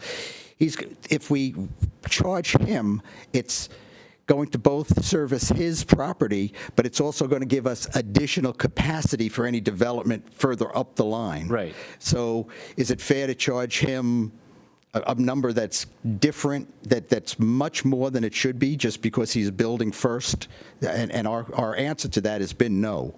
We try to look at all the components, what ability we have upstream, so to speak, to do more development. Right. We're looking at that all the time to see whether what to charge on any given project. But do you not know like what in essence the scope of future development could be, so that you can kind of sort of work backwards and say, all right, we're going to add extra capacity because of you, but at the end of the day, once this area is fully developed, you're only going to be using 20% of it, so we're going to hit you with 20% of whatever that fee. No, we don't. We don't look at that. Metro, simply because there's a lot of development going to be over on that side. Yeah. Is different than just. I think it's only going to be one project at 15 Umpqua that's going to utilize that pipe. There's nothing else there that can be developed, but developers are tearing things down and rebuilding, so we never know. I mean, we never envisioned in town that area where 15 Umpqua wanted to build would be developed. Yeah. It's only an 8-inch pipe there. I mean, it's just not enough capacity. Okay. So let me just ask one last question here. With respect to the sewer system in general, what state is it in today? Like, is this a sewer system that's on the verge of collapsing? I'm going to let that go to the plant manager and the engineer in town. Okay. I'm the financial guy. I'm backing out. I don't think it's on the verge of collapsing. It's old. Yeah. It's old and it's been neglected. We keep after it, especially with our I&I program. We're aggressive. We go out there and we look at the piping. We identify problems and we fix them. So that part of it, we keep after maintenance of the plant equipment. Don't think digester. But there's an extensive maintenance program at the plant. Right. So we're after it. It's old. So it sounds like to me you guys are basically just putting Band-Aids on problems. No, we're addressing problems before they become bigger problems. Yeah. We've replaced major pumps over the years through the capital at the plant. Mm-hmm. So we're keeping after things, but then you're 10 seconds, you're 10 minutes, you're 10 weeks, you're 10 months away from something that you can't foresee. And sorry, let me ask one more question here too. So in looking at the totality of the projects here, we've got 114 odd million over the next 5 years. Let's say, for example, you got all of this and all of this was put in place. Then what comes next for the WPCA? Does this get you to a point where you're able to get on a schedule where you're like regularly replacing pumps, piping, all that kind of stuff, so that 20 years from now, other people who are sitting at this table aren't having this same conversation? Yes, I think drawing a line in the sand and saying everything is done, Yeah. and you keep after it, you're probably not going to see whomever's in charge of the plant that much, because through the operating budget and the capital plan, they're going to replace what needs to be replaced. They're going to fix. They're going to keep it up to date and just keep it going. Do other towns have like a similar? So for other towns that use a sewer system, did they have like a similar schedule where they're regularly replacing pump stations, piping, that kind of stuff? Is Fairfield kind of the outlier with respect to that? I don't think so. I think it hits everybody a lot. If you look at Derby, they're way behind, way behind. Westport was way behind until they upgraded a few years ago. So it's a problem. I can't say for sure, but I've talked to other people, and it's a problem. So we're not the only ones looking No. at this. Okay. All right. Yeah, Bridgeport's just its own entity and its own. Yeah. Yeah. I mean, I know, Jared, you've spoken about a strategy to look at other sources of funding for this stuff. Arguably, when we looked at this waterfall a year ago, it was something like 50 million gross. I might have thought differently about ARPA money if I knew it was going to balloon to, 114 million in a year. But I guess what do we know at this point about availability of grant money through the Infrastructure Act or elsewhere? I mean, and do you have, I don't want to pin you down, but, should we be planning that we're literally going to be bonding $90 million? Or do you think there's, based on what we've seen in the past, is there an opportunity to get X percent of that through other sources? Yeah, I do think there's an opportunity. I think it's good now that we're including the WPCA projects in the capital plan, like officially putting it into the plan, because one of the, we're about to embark on or I should say the federal government's embarking on a needs survey of all the states, and the states are reaching out to each of the towns, and so we are putting together that list, and one of the things they ask for is what you have on your capital improvement plans, and so that's important. I don't know how that's going to turn out. The fact that they're doing it and placing a lot of emphasis on it. I don't know if you guys were on any of you guys were on that webinar the other day, but there was a webinar that where they talked about this program, this survey program, and so we're fully engaged in it, and I think you said it best. Throw everything that we have at them as things that where our needs are. So we're pursuing that, and that's probably going to be the biggest opportunity for us. Most of this funding will flow through the state. I imagine, like they're doing now with some of the IIJA money, it's flowing through the DEP. Through the Clean Water Fund, and I suspect that this would be the same, but I don't know that for sure. But we're looking at all the options, and that seems to be the best one. The fact that they're doing it and placing a lot of emphasis on it, I think, is a good sign, and that there could be a good amount of federal funding. And kind of relates to the last conversation that you guys just had about the needs of other towns. I think there's a recognition by the federal government, state government, that a lot of towns are facing the same problem, and a lot of states are facing the same problem, and so there's a national need to address it. Does the fact that we are a coastal community with this particular infrastructure, also dealing with flood risk, put us at a higher priority, I guess, is one question. And then the other question, the obvious question I would ask is, how are we engaging our state delegation in, at what point do we sort of say, here's our plan, help us with this? I don't know the timing of the money or the process, but I guess that would be the obvious question. So we actually met with them yesterday, as we typically do yearly, and we're in communication throughout the year, but we shared our needs. And they said, what can we do? I said, get us some money. Get us as much money as you possibly can. So they're aware of our projects. They're aware of what's going on. We went over quite a few things in our delegation meeting yesterday, and they're aware. Okay. Yeah.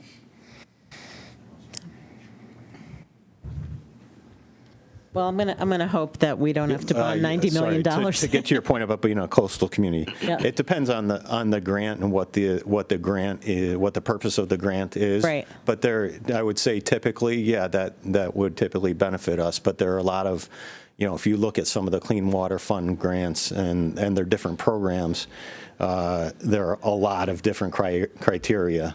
Whether it's an urban community, distressed, there are a lot of different factors that they look at. Okay, thank you. Yep. Is there anything additional? Any good news? Wait for Jared to say we're going to pay. All right. Christmas is coming. That's not good news either. I'm not ready. Anything else, John? No, I mean, it's just going to be I a know, big it's- part of the 5-year plan of how we're going to be paying for this.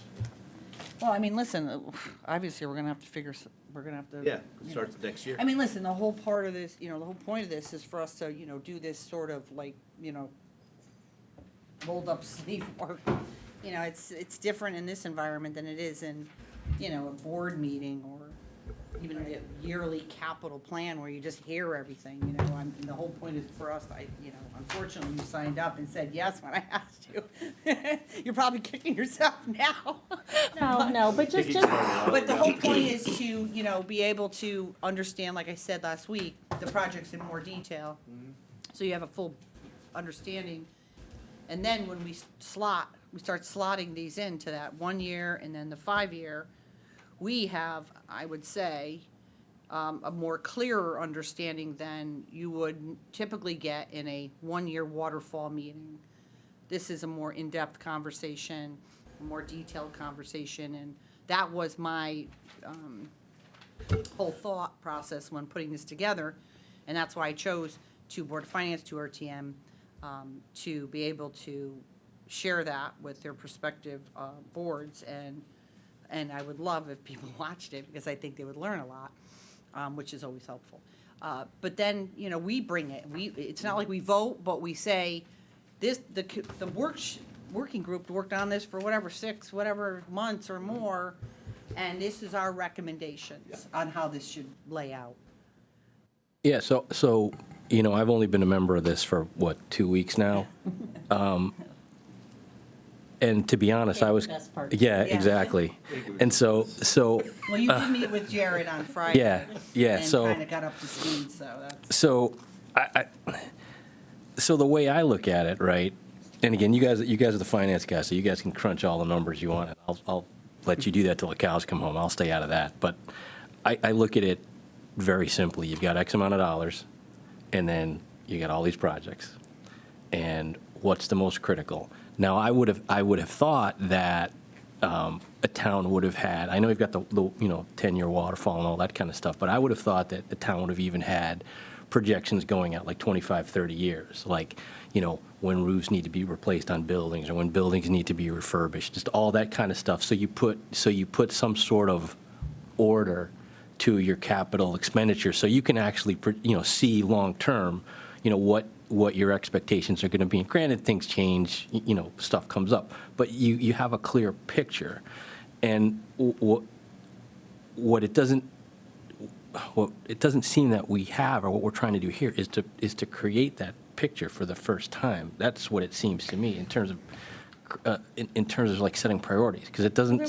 There was a waterfall yearly Right. meeting, Yeah. but like I said, and you're right, you weren't here in the beginning. Even when I was on the Board of Ed, and they had the 1-year waterfall where Yeah. everybody came and did their presentations, but it was the administration that shows the projects that will go through the Right. pipeline. And there wasn't, people go, oh yeah, that's on the waterfall, I understand, but it really was the administration that took, responsibility for placing those items on an agenda to be voted on. Right. And passed. So the thought process, and listen, at the end of the day, maybe people don't like this process. I, want to try new things. That's what I like to try to update and do things a little bit differently. I thought it would be more helpful to have a group together. There'd be collaboration from the boards that vote on these things and have input from them instead of just a meeting for 4 hours, and Yeah. actually, yeah, I heard all the details of that project. I think that's important. We need to slot that in year 2, or that's really critical. Let's put that in year 1, that kind of Yeah. real feedback and working group sort of activity. Well, just from an RTM perspective, and I can't say that I speak for everybody, but I would venture a guess that probably maybe 70% of the people on the RTM don't fully understand this, right? And I would say yeah. they don't, and they didn't in the past. Yeah. I mean, I served on the RTM, and they didn't, even then. I mean, I didn't. A project would come down, and we would get all the backup, and we'd get the data, and we would be asked, to- we'd ask questions, and then we'd vote yes or no. So, yes, and that's, this kind of happened with the Board of Ed, where when I got on the Board of Ed, we were being told by the Board of Finance, and most specifically the Board of Finance, that we didn't have a plan. You know, you're here, you coming at us with a project we didn't even know was coming, we have no idea what the heck's going on. And so then we put together a facilities committee, a subcommittee of the Board of Ed, similar to what we're doing right now, and come together, review all the projects, and slot them out in a facilities plan, Yep. which actually was well-received by the town boards. People liked it. They felt like they knew what was going to happen. Sure. They knew what was coming down the pike. And they actually just reinstituted that. I think Nick is on that now. But that's what the whole thought process was behind this, that we would have these in-depth discussions, put together this 1 year and 5 year. And so that people could look at it. Of course, they're going to ask questions. They're not going to have the same level of information as we're all having, as we're sitting here learning it and listening to it. But they're going to have more, I think. They have opportunities to watch this on FairTV, feedback from their members on Yeah. their respective boards. And they're going to have more information than they've ever had, because before it wasn't like this. It was a 1 year waterfall meeting. Well, I And- mean, to be fair, it was we always had a 10-year waterfall. I think maybe to what you're trying to get to, it's all about the quality of what's in the information. I mean, Yeah. I happen to think it's good to have a 10-year plan Yeah. versus a 5-year plan. That's my personal opinion. I think the Board of Ed is now doing a good job. So they have a 10-year waterfall, and if you look at what they've got on there now, Yeah. it's roofs, it's boilers, Yeah, it's air exactly, conditioning. right. The air conditioning is sort of the big upgrade, but the roofs, the boilers, they're on a schedule. I Yeah. think that gets to what you're saying. Exactly, And yeah. do we have that for the town? I would say no. Despite all the meetings we've had, I think it's still a work in process, right? Yeah. Because some things are, one of the meetings I found really insightful was conservation. They started talking about all these tide gates, and, we really need to take an inventory and look at them all, and the numbers that we have on this waterfall were inherited from someone's predecessor, and, we're not really sure how reliable they are. Yeah. So I think on the town side, that's coming together in pieces. I think WPCA, we're seeing this now, and it's like, you raised the point that it's more like an upgrade of the whole system, but I think, the plan was always there. It's always going to change from time to time, but I do think that that's an important focus, what you're saying, is Yeah. even on the town side, and I know John Marsilio's tried to do this for certain things, right? For equipment, for whatever. We And the need. tide gates, to your point, Yep. right, those things were on that waterfall forever. They're on the waterfall forever, but no one really knew. I mean, Tim kind of said, yeah, I've got these, but I don't know if these numbers are right or wrong. We have to have somebody go Right, there and. needs to Right. be an update. Right. My point being is those tide gates were on the waterfall for years. You got the annual meeting, and you didn't have any control or saying, hey, we'd but we like didn't to know get how many that there thing were, on year you 2 know? or year 1, Yeah. or, you know what I'm saying? You Yeah, didn't, but when we were having the earlier waterfalls, when we were doing it, nobody was even putting an inflationary number on, like the Yeah. prices would go up Right. 2.5% or 3% a year. Yeah. Nobody even did that. I mean, Right. that was a big upgrade. Yeah. But to even that, though then, right, Jim, I don't remember, Board of Finance saying to any past administration, oh, I like that tide gate, I want that on year 1, and I want to make sure you bring it forward, or, Well, one of the things, you're sitting in the seat now, but the previous first selectmen, it all became what their priorities were. Right. So they would move stuff around. So we'd get a different, we'd get the waterfall for the next year at a capital plan meeting. Well, why'd this get moved back 3 years? Right. Why'd this get moved back? Same thing with the Board of Ed. Right. This school's in worse repair than we thought. We're moving that up, but in order to do that and stay within our bonding capacity, we're moving these other projects down. And that's appropriate, And right? that's appropriate, That has to happen. and that's why Yeah. a 5-year plan is gonna be hopefully a lot tighter. I think we still gotta show 10 years somewhere to at least keep No, everything you're right. on the thing. See, But the 5 years should be a tighter thing, like, we're really planning on doing this. I for the see. next 5 I would years. think you'd even go out. I like. I would even think to go his out. point, after 5 years, you're getting loosey-goosey and. After but 10 we years, you said can't go these- past 10. Yeah, It's and just we said way- you can't, because that's a waste of time. But to I don't even think do the that. maintenance projects are loosey-goosey. I mean, I do think. No, I'm saying we don't know what they're gonna cost after a certain amount of years. No, To but- Jared's point early right. on, we're gonna do our 1 and 5, so that's 6.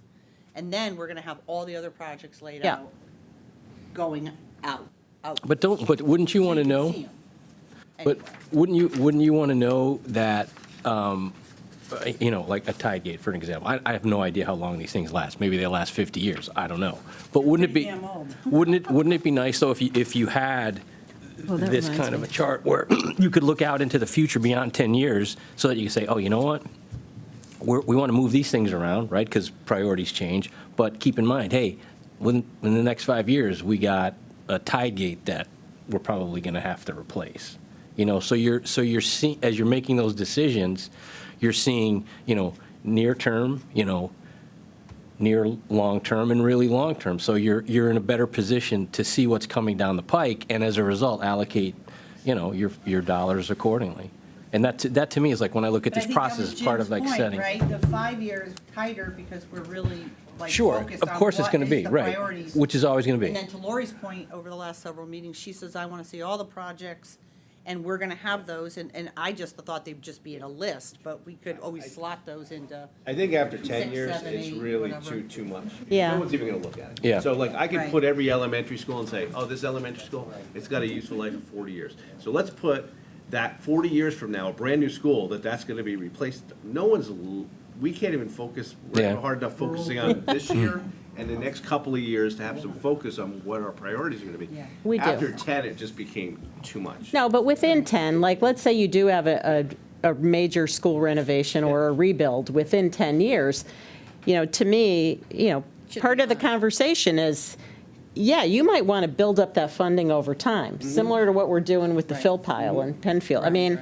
you can't get out there and get stuck with a, $40 or $50 million bill in 1 year. So some of those, looking far out, or a little bit further out, to me, helps in making the current decisions, which is why we're doing this. Right. Wouldn't, like 10 years ago or 5 years ago, somebody like to have known, and maybe it was, but wouldn't somebody have liked to know, hey, we're going to get in 2023, 24, and 25, we're going to get a hit with 100 million to Well, upgrade the that's the sewer million, system. yeah, because a year ago, this was showing us 50 million. Right. So, Should've been on. yeah. No, I'm showing for more than that. No, last year's waterfall, this was $55 million. No, I'm talking about- we were talking about looking at 90 million on wastewater treatment. January, the waterfall, The yeah. $50 million upgrade to the whatever. And the- yeah, I Yeah, mean- that was always on in the 10-year and the. Right. Probably would be No, a I'm five, just but- apples to Yeah, yeah, yeah, apples. yeah. This 114 million was, Yeah. in January, this number was 55 million. Yeah. I'm just saying, Yeah. so, Well, without that last year. no, with the last year,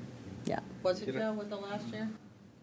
Bill? I have it. We did bump up some of the prices, Right. like Jim Prices and new projects, But yeah. the point would be, right, because you can't necessarily foretell the prices, right? Because who would have thought we'd been where we are now 4 years ago, right? We get that, but you do know that around this period of time, we've got a big nut to replace, and we know it's going to be expensive. We just don't know how expensive it's going to be. And knowing that, to me, helps you make your decisions for like what you're doing right at that particular moment, and then what you expect to be able to do, around the time something like this is going to hit. So like, just using today's meeting as an example, we talked about the fiber optic project, right? That to me, that's way down the list compared to this, right? Right.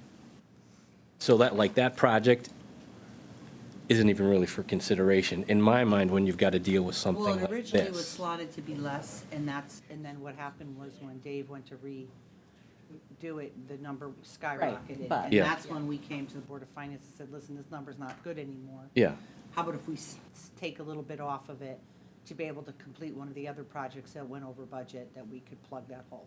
And that's when Jim specifically was like, well, I'd like to get an update just to know more Yeah. about why it went like that. And Yeah. You know, is it still worth trying to do it? Right, and if Which I that think was a something, helpful right, it discussion. was, and if that was something where Dave had said like, hey, you know, this is going to pay for itself in like, you know, Yes, 3 years, and I'm like, then I absolutely. look at it completely different. 100%. But And then it became not like that anymore. right, so that to me, like, that's a project that goes way down the priority list. Right, and I mean, even with the wastewater treatment projects, you know, there was a prioritized as well, and so we have to slot it in with all the priorities and how much they have in their balance.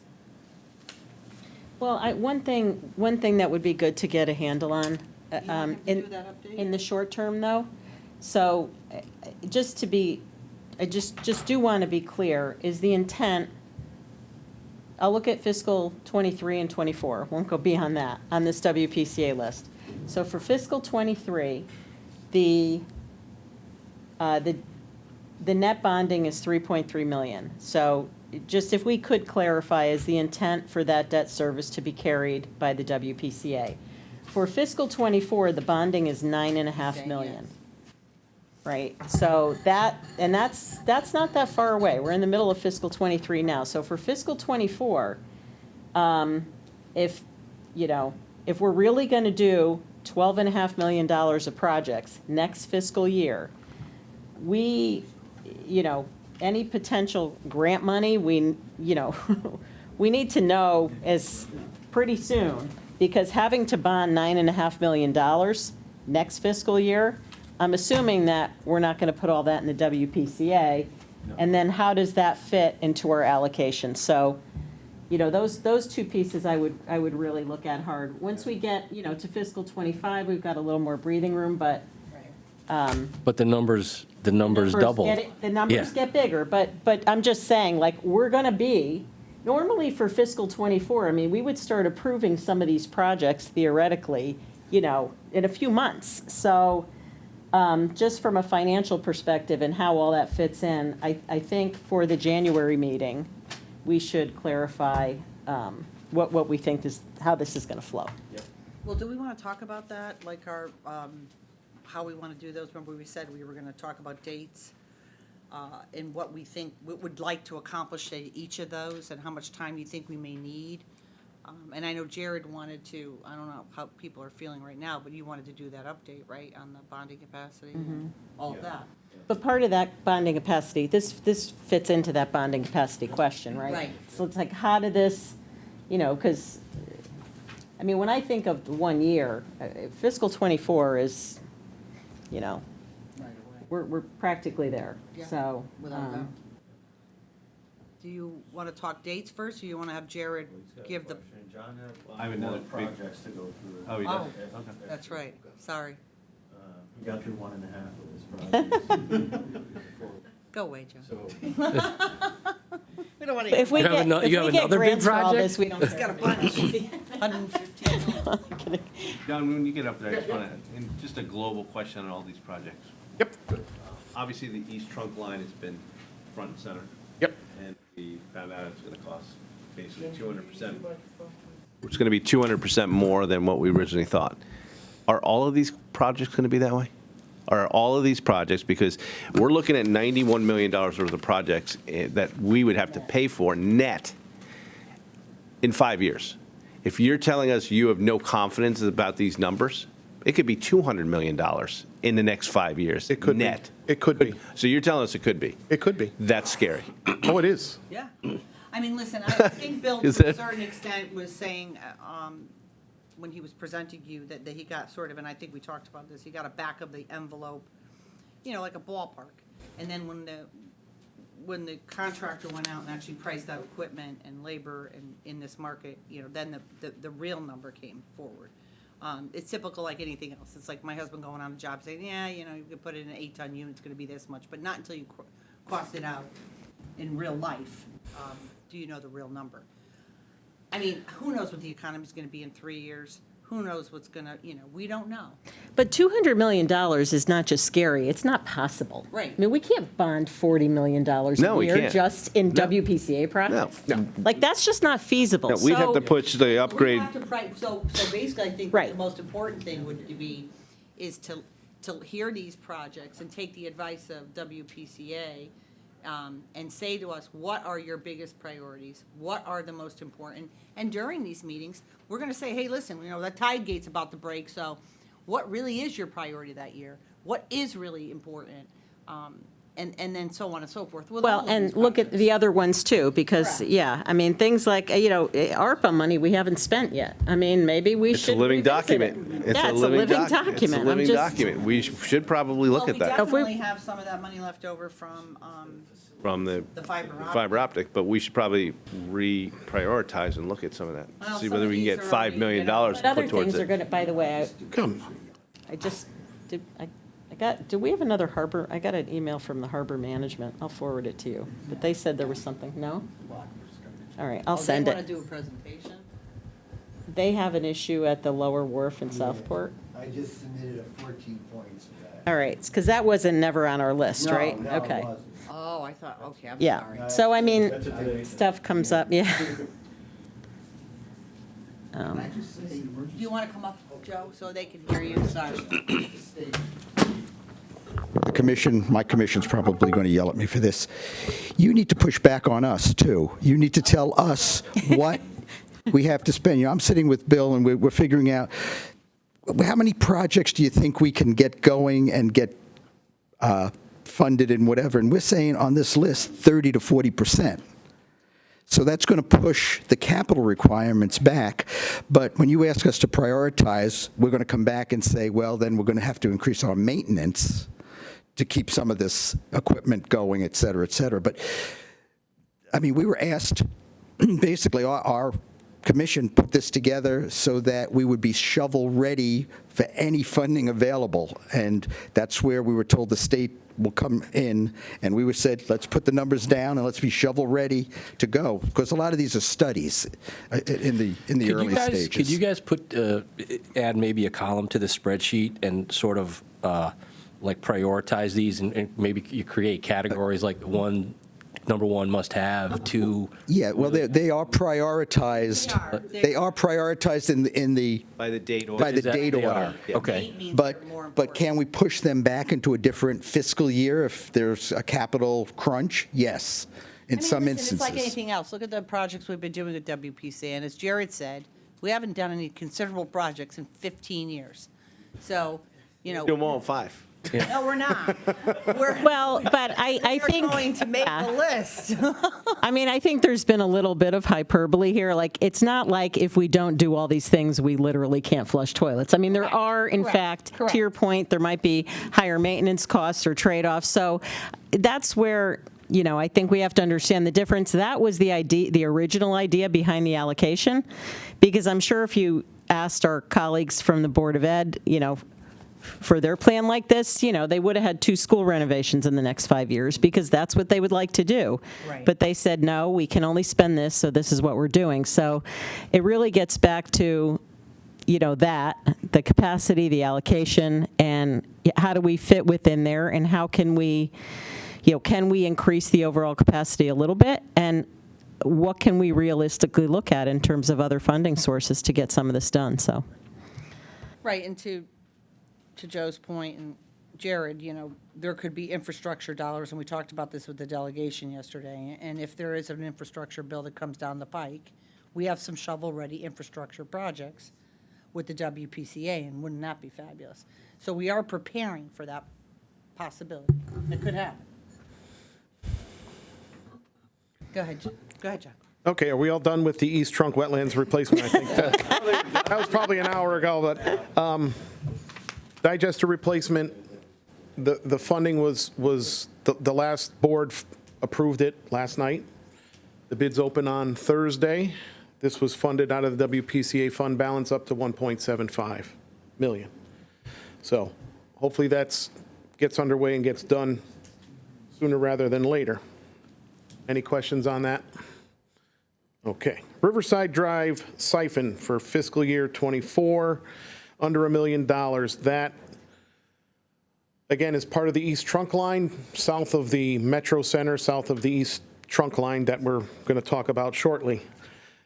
That part of this plan is under a possible grant to replace the bridge, the tide gates, and whatever, the siphons if it gets approved. So that money is hopefully all under some kind of grant.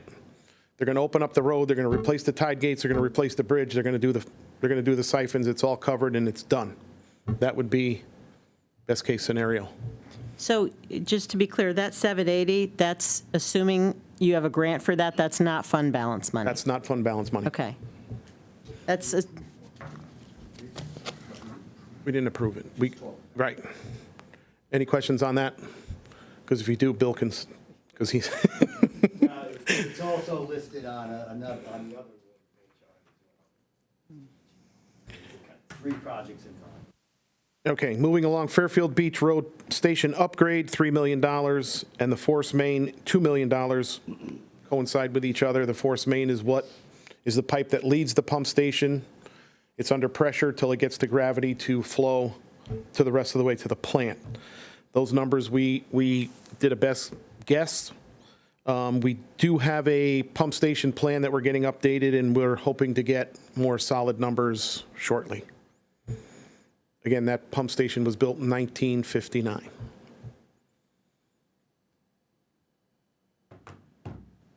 Questions? Oh, I'm rolling now. Oh, boy. East trunk line replacement. This is just south of the wetlands crossing, part of the east trunk. 2/3 of the town's sewage goes through it. This is split up between 2 years, 5.5 in fiscal year '24 and 5.5 in '25. That's the Metro Center. This is just south of that. That takes it from the Metro Center all the way to the Post Road. okay, so this is the Phase 2 you talked about Yes. to our board the other night? Yeah, got it. It'll collect to Riverside Siphon if that gets done. There's a possible $3 million grant for that. Questions? Oh, good. Got by that one. Keep going, Sean, you're on a roll. Support for the environmental study for the plant upgrade. With all the contaminated soil and PCBs and all that, it was suggested that we do a site survey, do soil samples to get a makeup of the land before we start digging and end up with a mess. So that's $2 million, and we don't know where we're going to get that money. That's a new one. That's new in preparation for the plant upgrade, which And the 2 million is really a guess. I guess, yeah. I know. Okay, that's all. I mean, is there any questions? I mean, that nice break there really did good for me, so. Well, it's not like you made these up on your own. So the 2 million in '24, this wouldn't be a candidate for using any of the money that we put away for the, contamination? Yeah. The remediation. Go ahead, Bremer, do you want to get up? Sorry, you can come right here. As far as the contamination, we have an NOV on that site right now, Yeah. and that is, This, yes, there's an NOV on the wastewater treatment plant site. right, okay. It's our last spot of contamination that we're focusing on. And this is historical contamination? Or we don't know? I believe we're not sure, but I think it's mostly historical contamination. It was discovered when we did the hardening project, when we put where there were PCBs, and it's not surprisingly because, no one should be surprised because it's all built on a Nike site and it's an old dump from the 40s when you could dump things like PCBs there legally. And I'm sure that such things were dumped there. In fact, we found them. We have an NOV that's outstanding, and our plan is to address that NOV after we have addressed all the other NOVs that we have in town. From the numbers that I've seen in terms of responding to the NOV, it's not going to cost anywhere near $2 million to test. But I have no idea what the cost would be to clean. There's no way we know that. And I think as out of a conservative standpoint, they're taking the position, as I think they should, that we have to put something aside for contamination and for testing and that sort of thing before we do the overall project. So this is a remediation cost? Is that what the 2 million? No, that's just testing. That's Oh, just this is just testing. So you don't think we'll need that for testing, but we would certainly need, We'll need north of that to remediate if we find what we've found in the past. okay. But what are we going to find? I don't know. We'll have to do the testing and that sort of thing. But the testing itself will not be $2 million. I think it'll be substantially less. That's what I think. But again, we're not touching that for a while. I want to deal with all the other sites first. Well, it's fiscal '24, so I don't know if you call that a while, but that's what, I don't expect to test in 2024. okay. Well, it depends on what the NOV says. And how the other sites go. Right. So if we're not testing in '24, what does that say about the rest of that project then, that's in fiscal '24? The rest of what project? So isn't this for, sorry, this is for the plant upgrade. Okay, and that project is sitting out in 20, Design starts at 20, gotcha, okay, thank Right, you. so we detected it when we were doing the hardening, and as we were going along each piece, we were Right. testing, cleaning, testing, cleaning. Yeah. Really beads there. Gotcha. But it's a bigger nut for the for the upgrade. Tom, do you feel pretty good about being able to move that $2 million from 24 to 25? I do. Yeah, okay. Well, I think we need to probably look at it a little more closely before we make that recommendation. I mean, you got to have the testing done right before you do the other aspects of, I don't know if that shifts anything else out, but, yeah. But 25 is not a bad year, so, Yeah. yeah. Yeah, he's saying based on that, move it to 25. It's a good, we should look at that. We should get a little tighter information on that so we can, the verb has maybe slot it differently. Okay. You can even phase it over 2 years, do preliminary or some, whatever you think might be there and test and then Okay. test again later. Well, that would There's be, a lot of different options. okay. That's good. And not that we were going to stop doing this, but we've, over the past number of years, been putting away any surplus money toward overall, remediation and testing activities. So it doesn't seem like we, yeah, In there now. should stop doing that anytime soon. Sounds like, it sounds like we're going to have to slot money for WPCA on a yearly basis, kind of like what we do with the Board of Ed on how much money they get. And then the projects, they can determine based on, Right. and then like revise the schedule based on how much money there's available. Yeah, maybe taking some of that cushion. Town money, you're saying? Town money, so that they can plan themselves and prioritize based on what they want to do, just like the Board of Ed has to reprioritize based on how much money we let them know that they can have for the next 5 years. Yeah, it sounds like it's almost two things, right? One is, a lot of it sounds like it's dependent on grant money. Like, you want to have the plan so that you can put this forth and go after dollars, and you need to have your plan to do that. But if none of that money were to materialize, we would not be able to go forward and fund all this Yeah. internally. Yeah. And we have that experience now with some of the projects Yeah. that we're expecting Even state bridges grants on. Yeah, exactly. Yeah, it's almost like we need sort of a bridge between the two scenarios, I mean, how we would,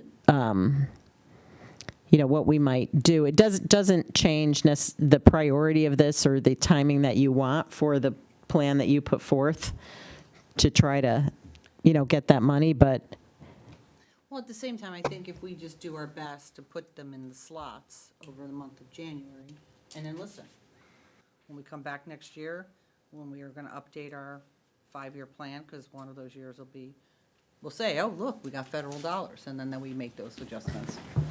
yeah, I just think if you didn't have a scenario ahead of time that, the scenario where you don't get any funding, I mean, you basically wouldn't have any slots to move to, because this would eat up the entire capacity for the town. So I feel like there's got to be a separate scenario that says, okay, we don't get any grant money for the next, whatever, 3 to 4 years, or anything sizable, what does this look like? Because if you don't know that, I don't know how you prioritize the other town and school projects that we've got, so. Well, I mean, according to Joe, and he's, I agree with him, you're looking, it's really our priority, but it's about it's 30, 40% of really what they have there. So do you want to come up and do yours, Jared? Capacity, or, all right. I have a 7 o'clock meeting, it's okay. Oh, you're so lucky. Where are you going? Planning and zoning? No, this one's Involving scouts, so. You're so, thanks, Thank you, Bill. Sorry to keep you so late. Are you good with us? Yeah. Thank you very much. Thank everyone. you. I think you took the time out to do this. No, thank you for taking the time. So, Joe, thank you. Thanks, John. Thank you.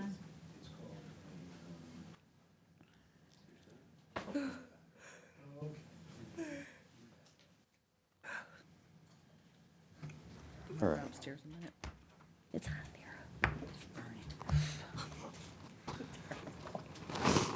This is what the police department's like? Save some money. The damn controls.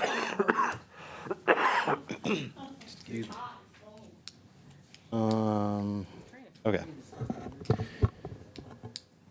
So you have, there's one document in your packet that has the Phoenix Advisors logo up in the top right-hand corner.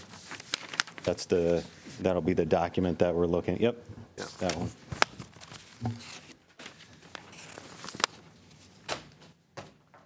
So this is, we talked about this the first meeting, and this is the basis that our financial advisor uses and the model that he uses to determine what our capacity to bond is in any given year. And the factors that go into it are, what's your anticipated budget growth is one of them, because we're always trying to keep to that 8.5% debt service number, and so that's obviously going to be based on what the overall spending level is in the budget. So that's, if you see the top, there's a little box on the left at the top that has an assumption about budget growth. And then next to it, there are a couple of some other pieces of information. The rate is the other big one. If you looked at this document last year, you wouldn't have seen any percentages over 3%. And so now, now everything's over, there's nothing under 3%. Everything's over 3%. And so that will hamper our ability to borrow money.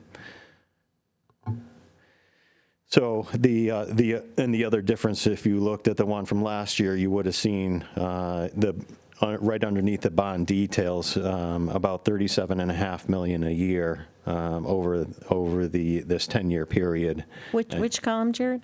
I'm sticking with that top box. The little box at the top, Lori. Right underneath where it says. Oh, okay, bond. just the average you're saying. Yeah, right underneath where it says bond details. Yep. That was about $37.5 million each year. Now, because of the rates going up, that's obviously, lowering these numbers. So the rest is a lot of technical things of what the financial advisor puts into the model. On the left-hand side, in the main table here, that's the outstanding debt. So that's our, any of the debt that we've accumulated in past bond issuances that we still have to pay out. So all that's factored into this analysis. And so each year we have some of this old debt that'll mature, get paid off, that'll fall off, and the new debt would come on, be replaced by whatever it may be, 35, 30, 32 and a half, whatever it ends up being issued. There's some very minuscule details about bands in the middle. And I skipped over the CWF, the Clean Water Fund column there. That is, so in past versions, there's been some assumptions about when we do clean water fund bonds. And so if you go back to that top box and the rates there, where the rates are 3.75, there's an assumption that some of those bonds are going to be clean water fund bonds, which we currently, anyway, if we do them, would be at a 2% rate. That's the, going through the state program. But as I said, the gist of this is there are actually a lot of columns that are hidden in between here where he tracks every single year what the interest is and principal is that's being paid each year. But the real crux of the analysis is in the debt service to budget column in double T there. It's highlighted in the lighter gray color.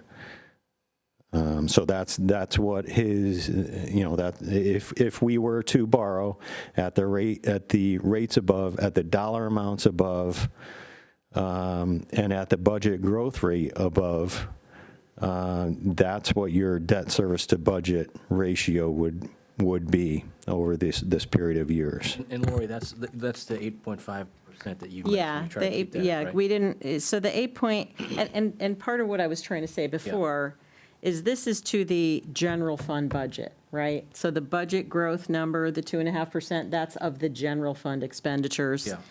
The 8.5% is to the general fund. So that's why I was suggesting if the WPCA has its own bonds that it's paying for Right. out of its own budget, again, as a separate taxing authority, I feel like we should just kind of have that on the side somewhere, just so that we can see, I think it's helpful to understand, particularly if they haven't bonded much in the past, what that looks like in terms of overall bonds for Fairfield, notwithstanding, where it comes out of. Because that, again, these numbers, if the town is going to pay the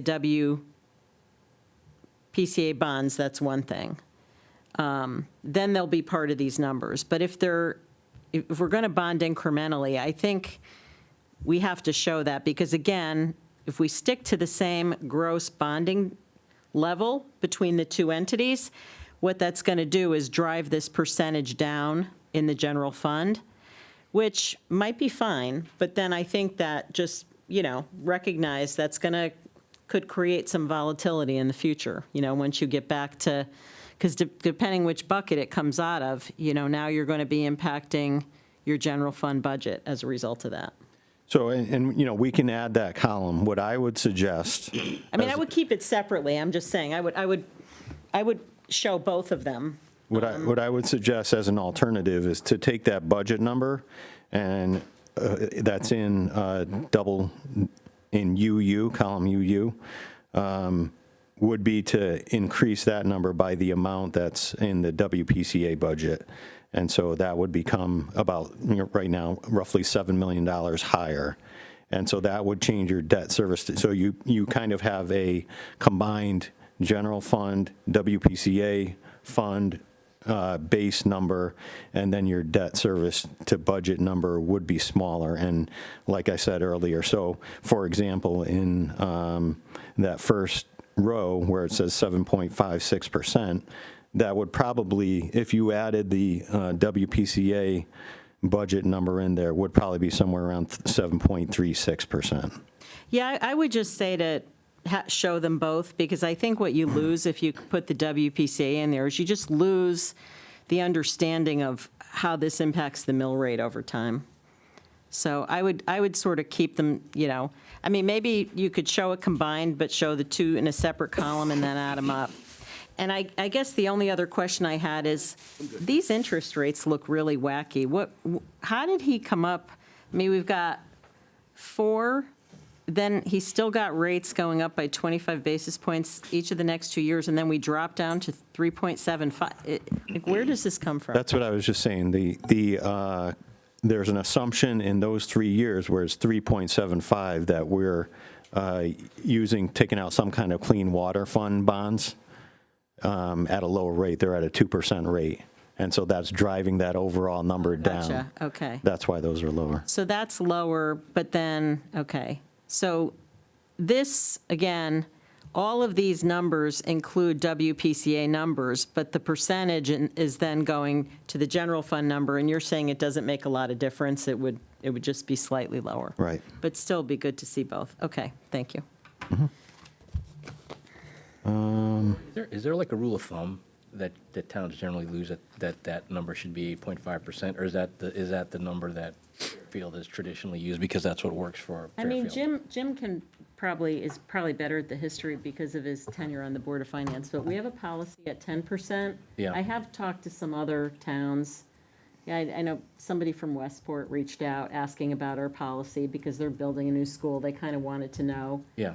And, 10% seems like a pretty, I mean, as Like a rule of thumb. as a maximum benchmark. Okay, I was just curious. Some gap in there in case an emergency came up or Yeah. something blew up and we needed to start bonding it over 10%. Yeah.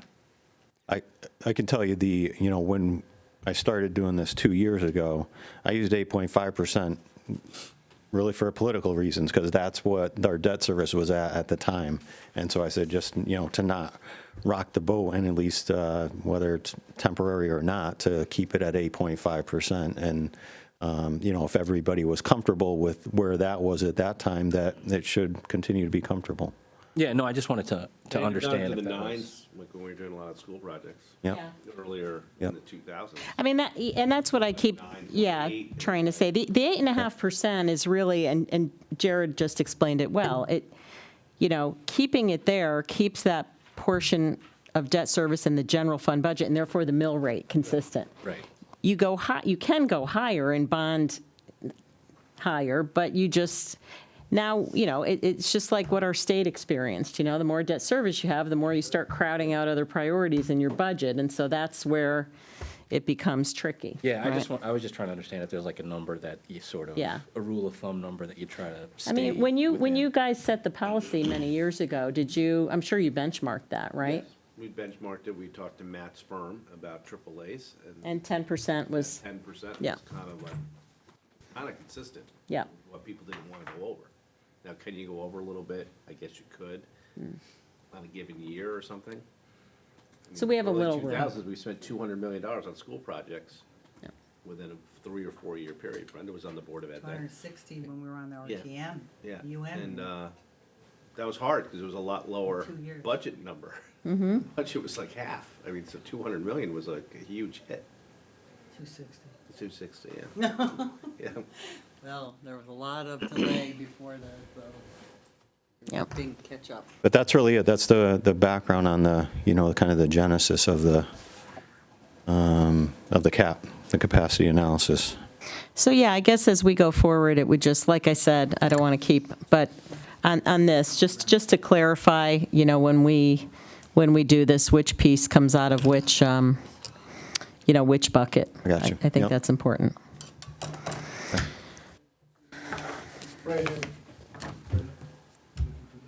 No, no. I can't. Excuse me. You want to talk about meetings, future Yeah, meetings? let's talk about meetings. Like, it feels like it's a sauna in here. It is a sauna. Actually, just one other thing, what might be helpful, and I'd mentioned this to Jared on Friday when we met, if maybe at like an RTM meeting, just kind of take 5 minutes and explain this to everybody, I think that would help people understand exactly the magnitude of the kind of things we're talking about, Well, unless you think otherwise. well, I mean, I don't know, it'll be 5 minutes. I don't think anything's 5 minutes for the True. RTM. That's a good point. But, well, all right, let's talk about dates. So,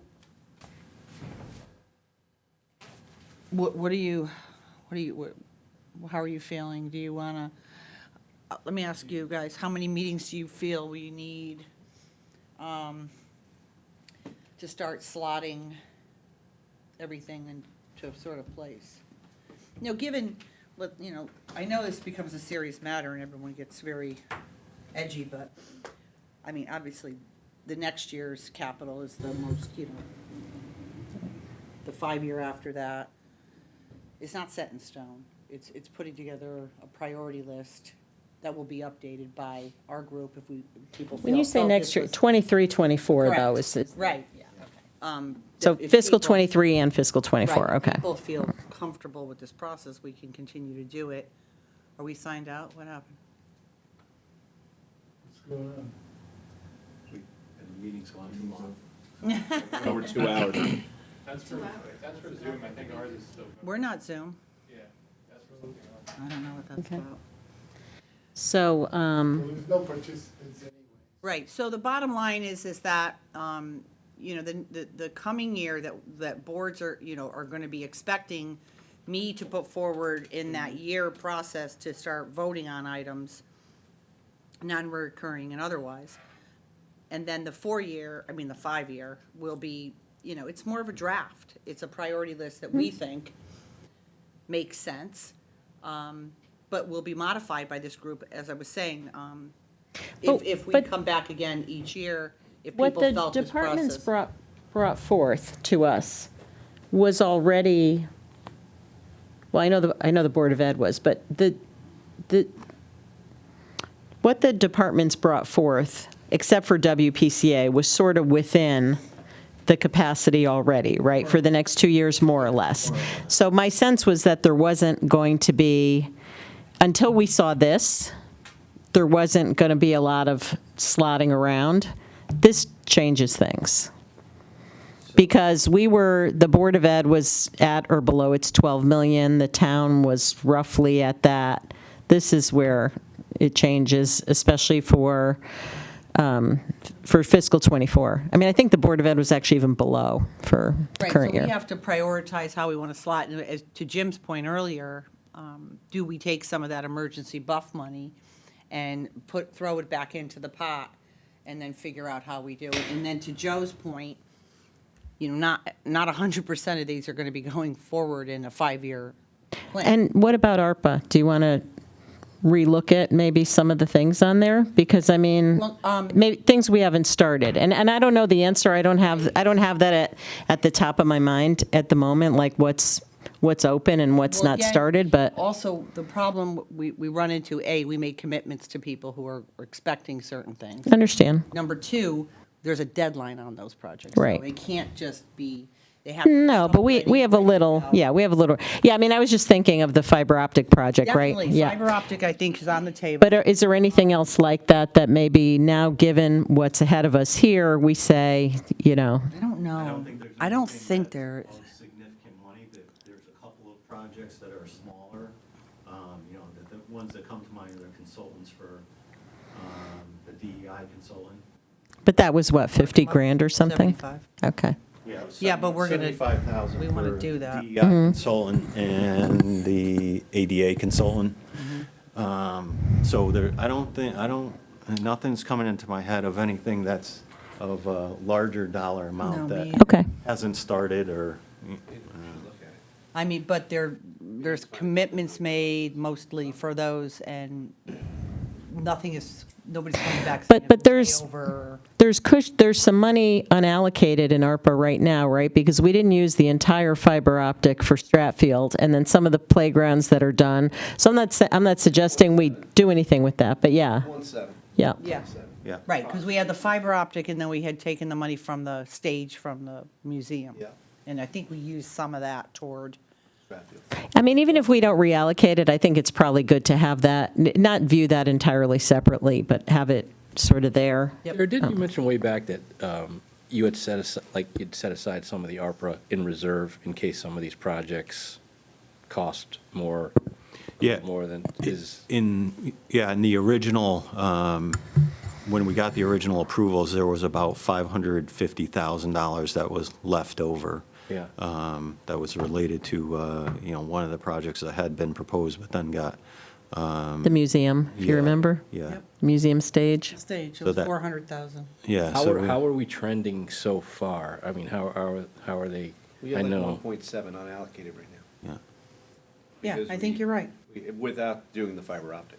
And taking the money Right. For the Yeah. four corners, Yeah. right. I think you're right. Like 1.7. I believe it's 1. Yeah, Jared was we talked about this at the Board of Finance, keep showing that schedule with the total grant and then showing the unallocated piece. But yeah, the way that, It's like 22.3 allocated, I think, so it's like Yeah. 1.7 unallocated. Nice to find 2 I million to think, put towards.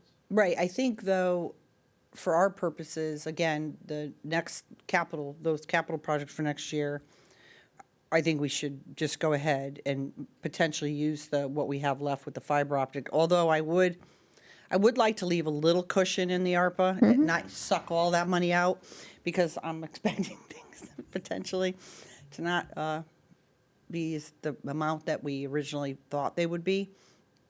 But at the same time, I think the rest of the projects, these will already be committed. There's a whole process. It's not like we just decide. There's a whole process. Connie is keeping a record, and Caitlin, and we're updating to the federal government, like, here we are, here's what we're doing with it, here's where the status is. So I don't feel 100% comfortable fooling around with that list. And plus, the community saw it, and oh, yeah, I'm just, absolutely, I mean, that's fine. Jim, in your money, your number, the unallocated piece, are you including the bits and pieces of extra funds that were left over from completed projects? Yeah. I feel like that was a few $100,000, right? Yeah, but that was the total. Yeah. We had a number of It wasn't that much, but it was, committed, yeah. And then there was I thought it was Yeah. 1.7 uncommitted. right, I think so too. Yeah, something that. Yeah. So how do we feel, though, just getting back to the scheduling, like, Well, you it think sounds we like we need got a bunch of work to 2 do. meetings, 3 meetings? A week? No, not a week, Jim. Can Okay, I, we actually have other work to do, like running the town. can I suggest that, because you guys only have 4 of your members here Yeah. right now, so you're missing a lot of people to be able to start actually booking dates. So maybe an email out to the membership? We need Jen and Nick and, See where everybody else is at? Yep. And set up the first one, and then we can go from there. As we switch stuff around, prioritize stuff. that's Frank. Frank. Frank's good at that. 1 point Frank, he's not here. Just as a FYI, I will be away from the 26th to the 30th of December. I don't know if that. We're talking January. Christmas is like a week away, a week and a half. So I think we have other matters to handle. I'll probably be virtual the beginning of January, but. But January, we could, I think Jared's right, but we would ask, potentially Frank or someone to help us with the slotting. But what do you guys think? Are you thinking like 3 in January? I mean, I feel like once we have all the information before us, And if we are done. That's what I mean, Yeah, once a we- week for once a week. 3 meetings in January. yeah. I think I mean, once we we could sit always down and slot do a it, that we fourth might if you'd realize like, what we are, Right. every time you look at this, you're like, wait, can you add this? Or just in terms of information. Based on the schedule of the calendar of January, we could actually have 1 a week prior to the 30th or 31st, whatever. What's our meeting, 31st? Yeah. So I'm not saying we'd have to meet the whole time, but I'd say get it moving.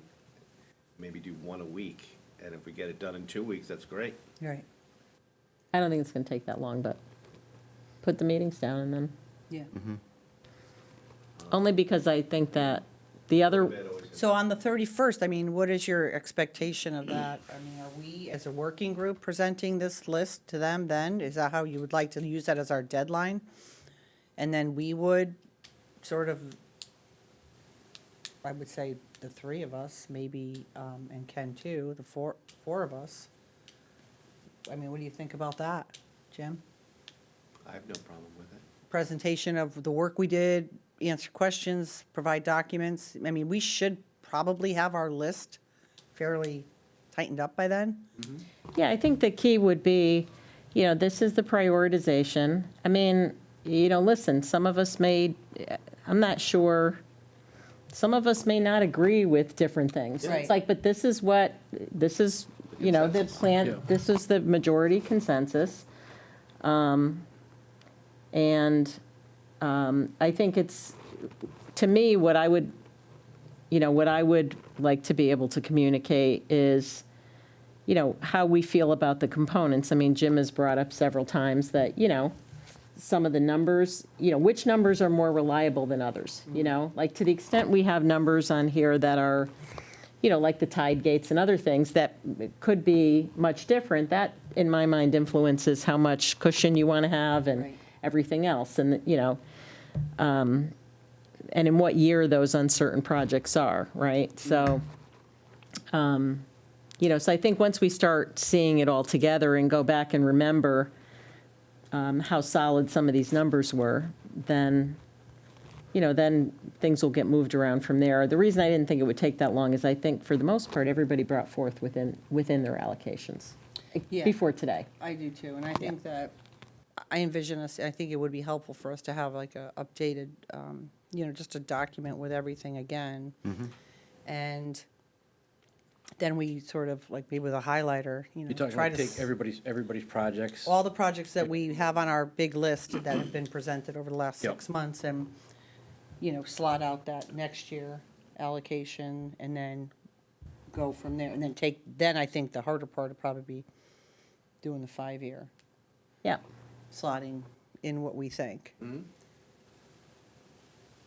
Yeah, and Ken, and I don't, So maybe how long have you 3? been on the RTM?